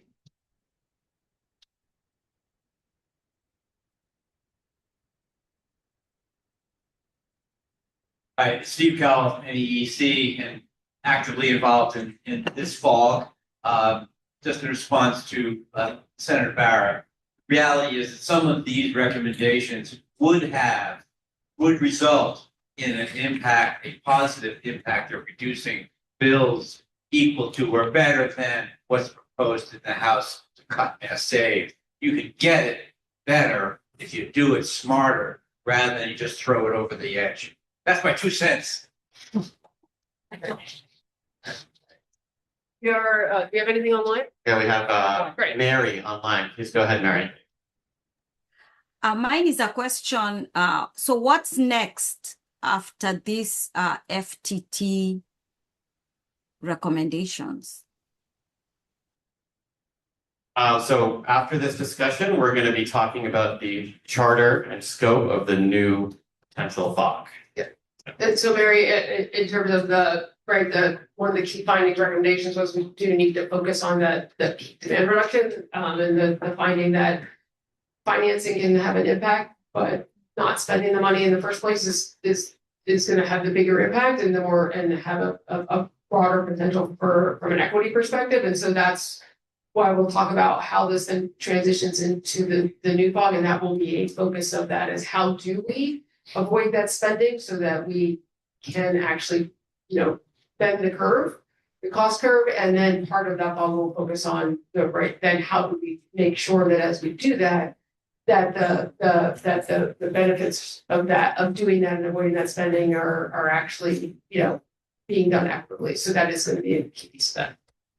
So what we're doing here is kind of wrapping up the work on this, because this was very specific to financing distribution system infrastructure. We've kind of run its course on this, and these is our findings and kind of the takeaways. But the bigger takeaway was the avoiding spending.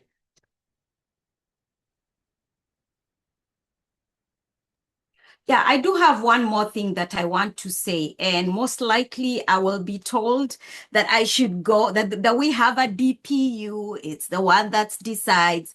The truth is, if anyone really cares about reducing energy burdens in the Commonwealth, we have to talk about cost of service regulation. We have to do something about cost recovery. We have to do something about return on equity. There are so many things that there are many things that we can do to shift the burdens that are crushing a lot of people in the Commonwealth. And I'm wondering if those issues, we've had a DPU forever. The DPU may be changing some things here and there, but I remain skeptical about how far they can go to make changes that are beneficial to ratepayers.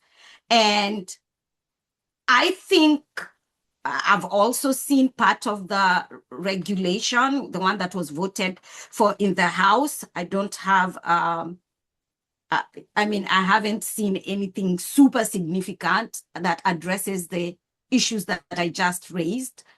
And I'm wondering what energy transformation really is, if, because I feel like we had this discussion, entered into it, discussed, have recommendations, but I also feel like we're just going to be left with the same old business model and the same old way of doing things because we are skirting around real issues that all of us know need to be addressed. Appreciate the comments, Mary, and I think and we'll get to when we talk in the new working group, that will be again part of it when we figure out, when we talk about how we do that, how do we avoid spending, part of that is going to have to be in that discussion around business model. So that's just going to have to be part and parcel of that. And we haven't seen what the Senate's coming out with yet, so we'll see what's in there. But we do know that the House actually does have provisions around utility planning, load management, business model in their bill, as did the governor. So we'll have to see where all the legislation comes out. But I do think that there does need to be some authorization on some of this to do things, to address certain issues. Okay. Any other final questions or comments on the draft before we take a vote? Right. So go ahead. So same approach as before. Go. So we are asking you whether you affirm the findings and recommendations that were just shared and discussed. We'll start in the room. So all in favor, raise your hand. Okay. Looking around, great. Lower your hands. All abstaining. Okay. We have 3 members abstaining. Great. All opposed? Okay. Not seeing any. Okay. We're going to go to online. So we're not going to ask for those approving. We're just going to go immediately to all abstaining. Please raise your hand. Okay.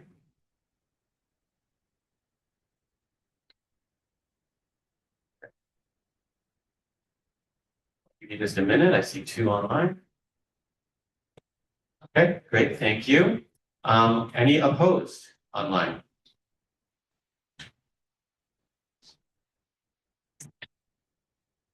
Okay, great. All right, so the report, the findings and recommendations are officially approved. So thank you so much.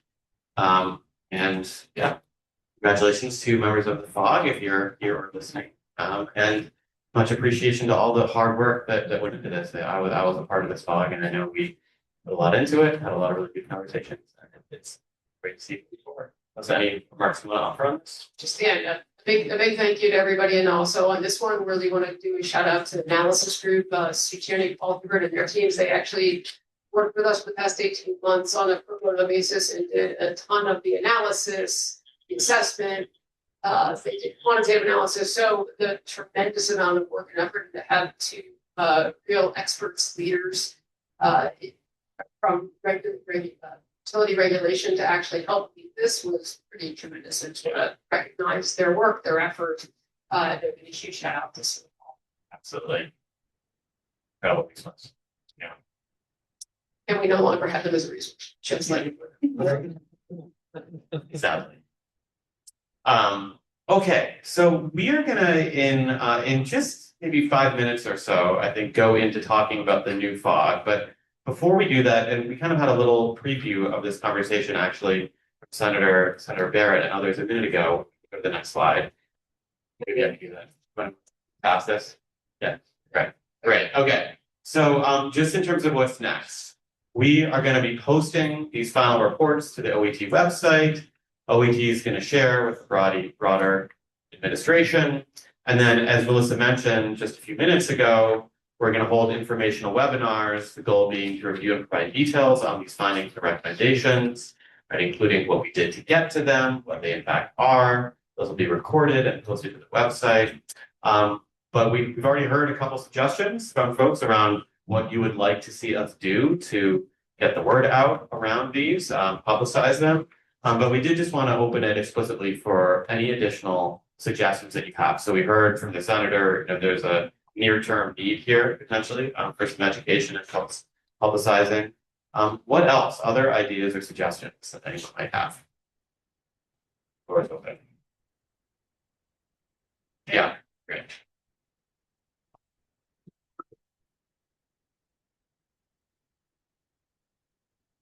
So I think one of the things that, oh, sorry, Julie Chen, Chancellor UMass Lowell. One of the things the ETAP did early on was to do a bunch of regional meetings to get input on things. And so to the extent possible, I think it's always nice to go back out so that people don't always feel like, oh, that was sort of, they asked for my ideas and opinion, and I never heard what happened. So that's just one thought. It's always nice to close the loop a little bit on some of those different regional meetings. So. And thanks, and thank you, UMass Lowell hosted us for one of the really good participation, so that's a great idea. Vivian Lee, to follow up on the Chancellor's suggestion, is it possible if you do some of these regional discussions or materials that some of it could be in Spanish as well? Because we've talked about the whole equity issue, and certainly some of the communities that we're working with, it will be important to have the materials in a way that people can understand, and also perhaps in other languages as well. Yeah, thank you, great suggestion. And when we do the regional meetings, we do translations, and we actually have real-time interpreters as well at the meetings themselves. So to make sure, so thank you for that. It's really important. Okay, yeah, great. Here, Steve.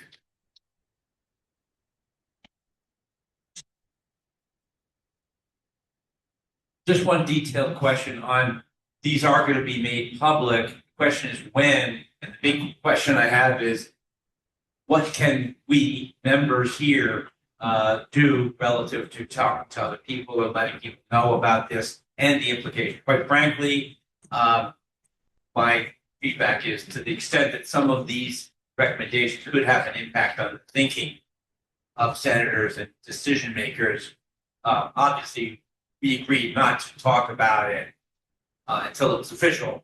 But there's a really, as Senator Barrett mentioned, we have a very short time frame for difficult decisions at Senate level. But some of this information might be helpful for them to get their head around some of the questions. Yeah. But when and how? And tomorrow morning, they should be up online on our OET website by no later than probably noon tomorrow. I can't imagine, but it takes a little bit to upload them. But I'm looking at Catherine. How long does it usually take to upload? By noon tomorrow. They will be available by noon tomorrow on their website. Okay. Yeah. Then we can do whatever you want. Yeah. As soon as, yeah, and actually today's presentations that we sent out, all the presentations, both the larger deck and this facilitation deck, they already are on the website. So anybody can grab these right now. You can send them over. They're formally approved. They are no longer within the purview of the Chatham House rules of FOG. So, yeah. Okay. All right. Well, thank you for that. Why don't we press forward? So we want to get now into our conversation around the new peak energy demand reduction FOG. So just as a forecast of how this is going to work, Melissa is going to share with you the proposal here, what the proposed scope is, a bit about the charter. We are then going to break into small groups at your tables, and we're going to have a facilitated discussion around what are your reactions, what do you like, do you have any questions, any suggestions. We will be taking all of those in. We'll be taking notes on what's on the small table and come back and have a discussion as a large group, and then a vote to approve the formation of this new FOG and sunsetting of the old FOGs. So with that, I'm going to turn over to Melissa to present. Right, and we've talked a lot about this, so I don't need to spend a ton of time. But again, I think we went through the context of why they're doing it, because that was one of the primary findings of each of the FOG. So that we really do need to focus on peak energy demand reduction. So our proposal today is that we stand this up. It's going to focus on coordinated strategies, so gas and electric. We talked a little bit about why that's important. And really focusing on, right, these areas, avoiding future infrastructure and supply costs, reducing customer bills, enabling emission reductions aligned with the CECP. as well as the governor's executive order with the 3.5 gigawatts by 2035. And in that, as a reminder, and to Brad's point, there was an EMT directive in there as well. So we will be able to have a specific focus on that. So that is the why, the context, that's the proposal. If you look at the next slide. So again, the focus of it, and so this is always in your background materials, and if you need more, if you want to look at it again, you have binders on your table if you don't have it. But we're going to be looking at strategies at 2 different levels. So system-wide peak gas and electric demand, as well as locationally specific peak energy demand. So, and this, again, there might be overlap in what you might do, but in some cases, you do have locational issues that you have to address, and a strategy for sort of system-wide may not actually alleviate a localized constraint or a localized issue. So we're going to have to look at it at 2 levels, and that's where some of the complexity comes in. And as we talked about, particularly right in the context of something like EMT, we're going to have to look at it in that context of what is it doing, what's it supporting. So that's sort of a localized issue. And if you're addressing then that localized problem for Everett, and one of your solutions is electrification, then you're going to have to look at the localized issues on the electric grid to say, what did I just do there? And how am I addressing that at the same time? Because you don't want to exacerbate, right, costs, infrastructure spend, et cetera, on one side as you're solving for the other side. So we're going to be looking at things system-wide, locationally, and we can use specific examples like Everett to actually play this out. And that's why it's really important to have kind of these localized specific issues to work through, because it allows us to really understand that integrated energy planning in a more granular level. So again, we're the scope, we're identify the current strategies that are out there and leveraging work that's already been done. So we're not, just like we've done with other fogs, we're not going to reinvent things. We're going to look at what we have, understand them, understand their applicability. Then we can move on to identifying potential policy program additions, what are improvement to existing policies, what else would we need to do? Prioritize highest impact strategies, and we, as a FOG, will determine what that means, right? Is that cost? Is that emission reduction? Is that energy savings? Those are the kinds of things we'll work through in the FOG, and then we will develop recommendations to you all. So just like the process we worked through with other ones first, it's what's the problem we're trying to solve and identifying and understanding the issue, then looking through, right, not presupposing, looking through a range of solutions. So put it all on the table, and then what's the criteria against which we will evaluate those solutions, and then finally doing whatever quantitative assessment modeling we can do within a budget that we have, which is not very big. We'll go over that and then come up with a set of recommendations. So just like the other FOGs, that would be the way we plan to do this. So what we want you guys to talk about, and again, if you need to look at more of the language on it, it's on your table. So we do go into a bit more detail in what we sent in the pre-read. So I wanted to give you guys plenty of time, so I short-circuited that. But basically, for question, is the scope and focus generally aligned with the findings and recommendations within the FOGs? What could you add or amend? And do you have any changes to the proposed charter scope outcomes and or timeline? The timeline is actually in what we send out in the pre-read, so you have that. And so we want to have that discussion at your tables now. We have 20 minutes of discussion. We have note takers, I think, at each one of your tables, or we will. If you're at a table where there's only a couple of you, if you want to fill in at other tables, that's great. So we can kind of consolidate. And then we'll do the note takers will do the report out for the table. Right. So we're going to come around and make sure you have a note taker and a facilitator at your table, and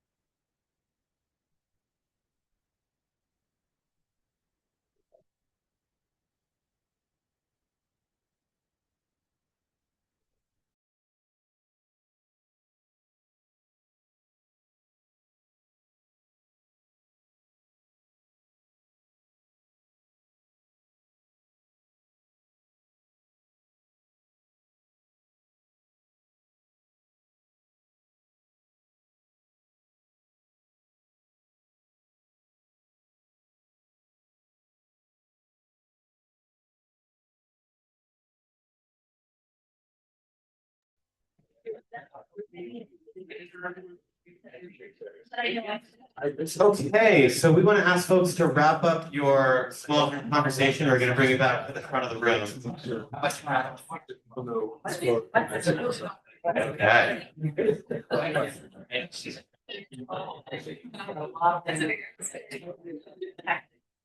All right, so, right.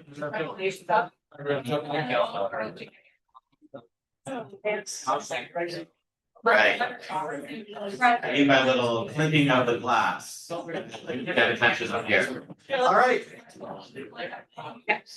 Okay, we want to at least have a little bit of time here before we take our final vote and make sure you get out on time to hear in the large group some of the ideas that came up. So we are going to do this a little bit different today as an experiment in lieu of kind of rapid report outs where we try to capture everything from each of the groups. We just want to give an opportunity for folks to share something, one thing that you heard at your table that maybe has you thinking or that's resonating that you think might be of value to raise up to the large group. One thing you heard, and just to be clear, we have all the notes and details from everything that was said, so those are not lost. But what is, for now, one thing you heard that you think would be worth raising up? Interesting idea, something you think would be useful for the FOG to be focused on. Charter and scope, something you heard. I think after you wipe your brow, I might just call on you because you look like you're doing it. Great. Okay, Henry, go ahead. Wow, so many that it's hard to pick one. But I think something that came up that Lindsay brought up is the idea of combining many short-term solutions with a long-term change to the way that demand response happens. So an idea was, for example, notifying people ahead of a heat event to charge their EVs before that heat event so that it didn't exacerbate the peak. And that there may be these small technical fixes that can pile up before we move to devices and little changes. Okay, so this is sort of a suggestion on the kind of options or ideas that we could be looking at, right, in the FOG, and suggesting short-term small things can have a big impact, right, potentially if they're combined. Great. Now, what else? Great. All right, we'll go to Melissa.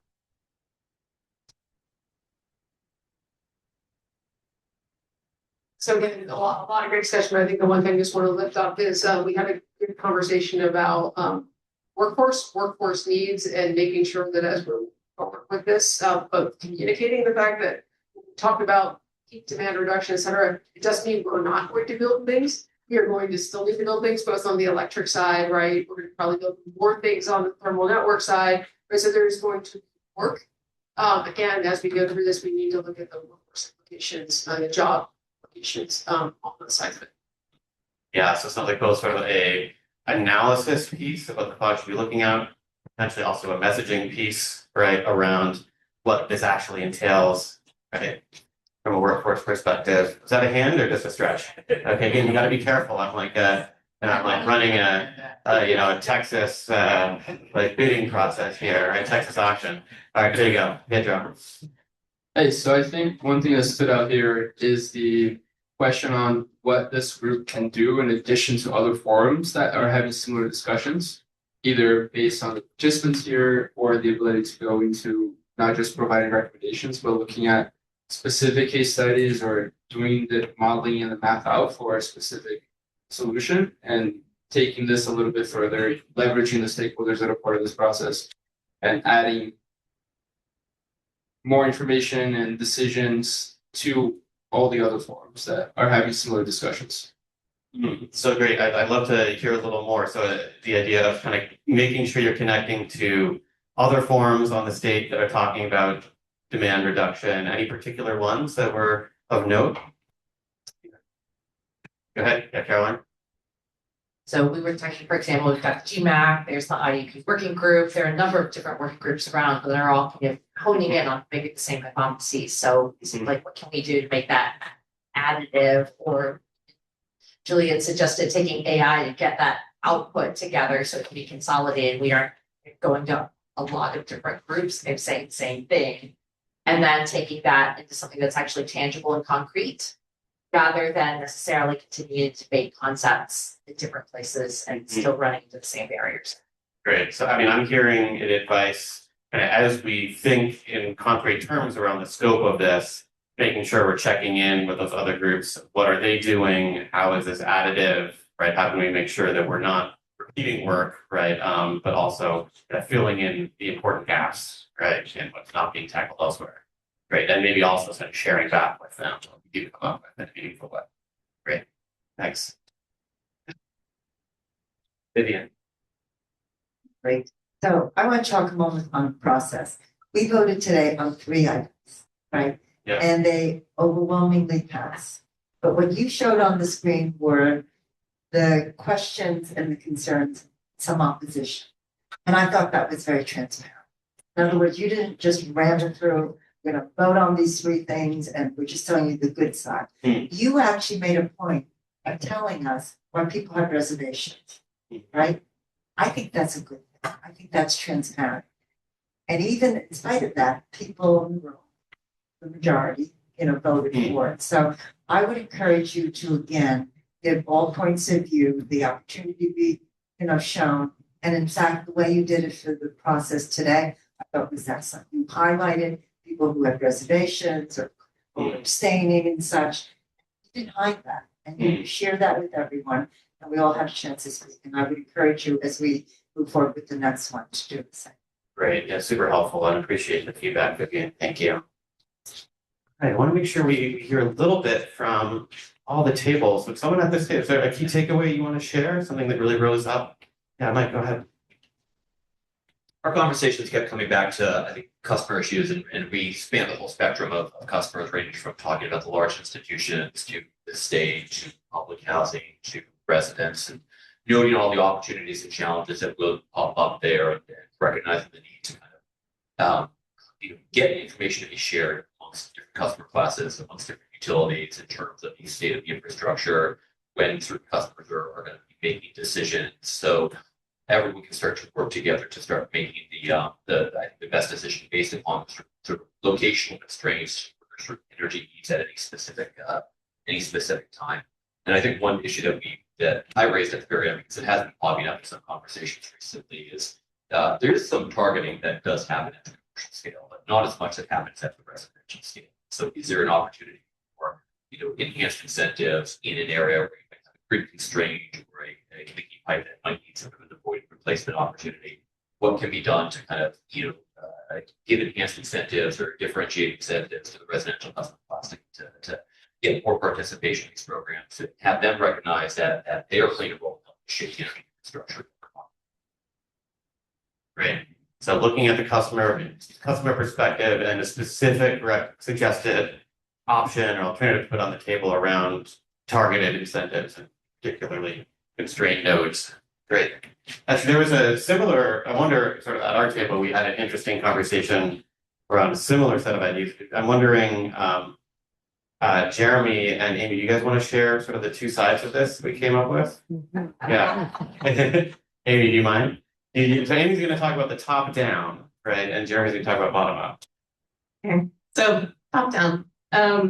One of the restrictions that I kept hearing coming up in the discussion of the 3 blocks was that Massachusetts does not have kind of an integrated energy policy where we're actually saying we want so many gigawatts of this, and we want this facility to close by X dates, so we can kind of push the innovation. And as a policy matter, here's what we want.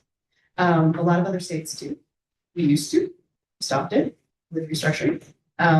And so that kind of as an idea of something that could come out as a recommendation from this block of having really a comprehensive vision that we can then all grow towards.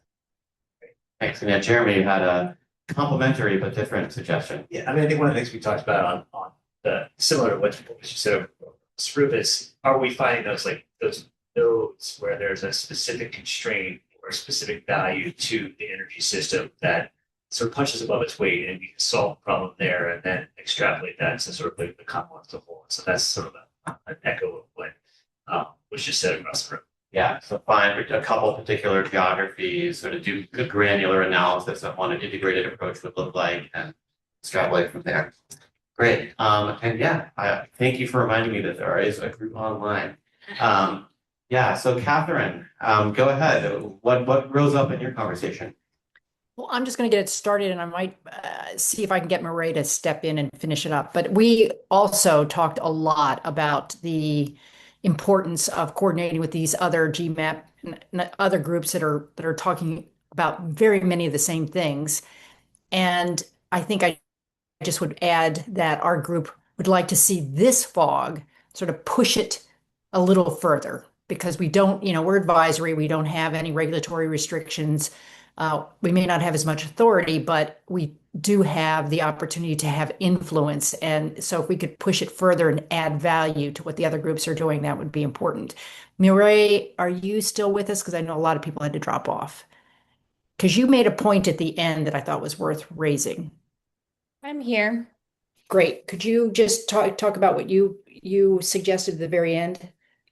Yeah, I was just talking about how this FOG could be a good space to bring in particularly large end users to have them share their decarbonization plans and how they're thinking about reducing peak energy demand because they need to be part of the equation and we want to make sure that they're thinking about it if they aren't already, and if they are, get a sense of how they are thinking about it because that can inform the FOG's work. Thinking about healthcare, I know we've been talking about higher ed. Someone else in the group also pointed out, large housing. And so bringing in folks like that, like we're working on a campaign in Boston related to some hospitals there, and hospitals, of course, are big energy users. And so how are groups like that thinking about peak demand reduction? And this FOG could be a good space to bring those folks in for conversation. Thank you. Great. It's always nice to see when there's commonalities across the group that also Yeah, I was came gonna up. say, Murray, that's a great flag, and I think particularly Boston, given that it's an EMT reliant zone, it's a great one to bring in. So great, thank you for that suggestion. So I think I saw one more hand, maybe this will be the last one, because we do want to get to our vote. If you end exactly at 4. I'll keep this short. One of the ways that we could, we're in one Ashburn place, right? And it's served out of Hawkins Street Station. So the locational aspect is really, really important. If you have someone in 631 Washington Street willing to raise their hand and doing demand response, it doesn't really help if my thermal overload is at Hawkins Street Station here, or I need to reconductor or distribution feeder. The compensation should really be tied to locational and temporal aspects of the distribution grid. It is physics driven. It should not be driven by policy incentives.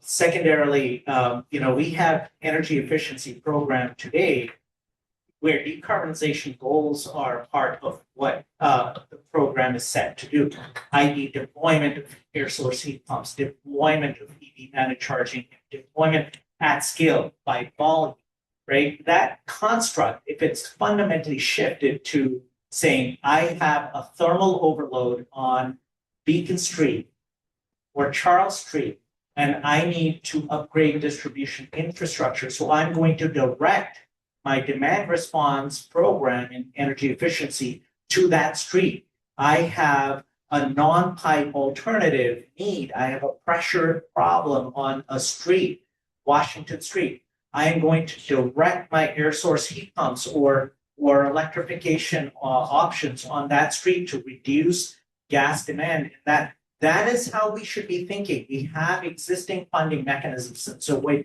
we think about adding new incentives, we should really be careful about how the existing constructs work that can be completely redesigned.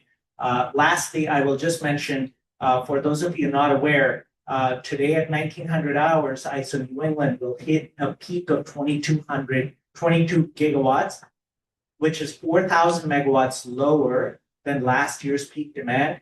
Yet today we have less than 1,000 megawatts of supply of it. So when we think of demand with a divorced from supply, we should really focus on why are we not adding power supply. Oh, and Digonto Chatterjee from Eversource. Okay. Those are all great points, and to your point, specifically around locational specificity and need, and then tying that with conversation, that is absolutely what we need to be looking at in this spot, and that's the intent. Okay, great. So we have 3 proposals up on the screen for you, and I think we can vote on all 3 of these at once. We're not gonna do 3 different votes. Okay, so the proposal on the table is to sunset the FTT fog and sunset the EMT fog. We are not gonna sunset the DTP fog because they're still working on their recommendations. And then that you affirm that OET can establish a new peak energy demand reduction fog, and you approve the charter, mission, and scope. And I want to be clear, if there are any key revisions to that scope that come out of today, we will follow up with you with a revised charter for reevaluation and approval at the next meeting. We think it's broadly consistent with what was discussed today, and all the feedback will be incorporated into the specific approach that we're taking. So with that, let's go ahead and take our vote. So we'll start again in the room. All in favor, please raise your hand. Okay, great, thank you. All abstaining, please raise your hand. Okay, we have our GPO representative abstaining. Okay, anyone else? Okay, great. Any opposed? Okay, see none. Great, let's go to folks online. Again, we're not going to ask for approval, just abstaining. Are there any people abstaining online? Okay, not seeing any. Any opposed online? Okay, the proposal is approved. So we will be starting a new fog. Wonderful. And sunsetting some others. Yes, sunsetting some others. All right, well, thank you so much, folks. Great work today. We look like we're getting you out just on time. Appreciate it, and we hope to see many of you out.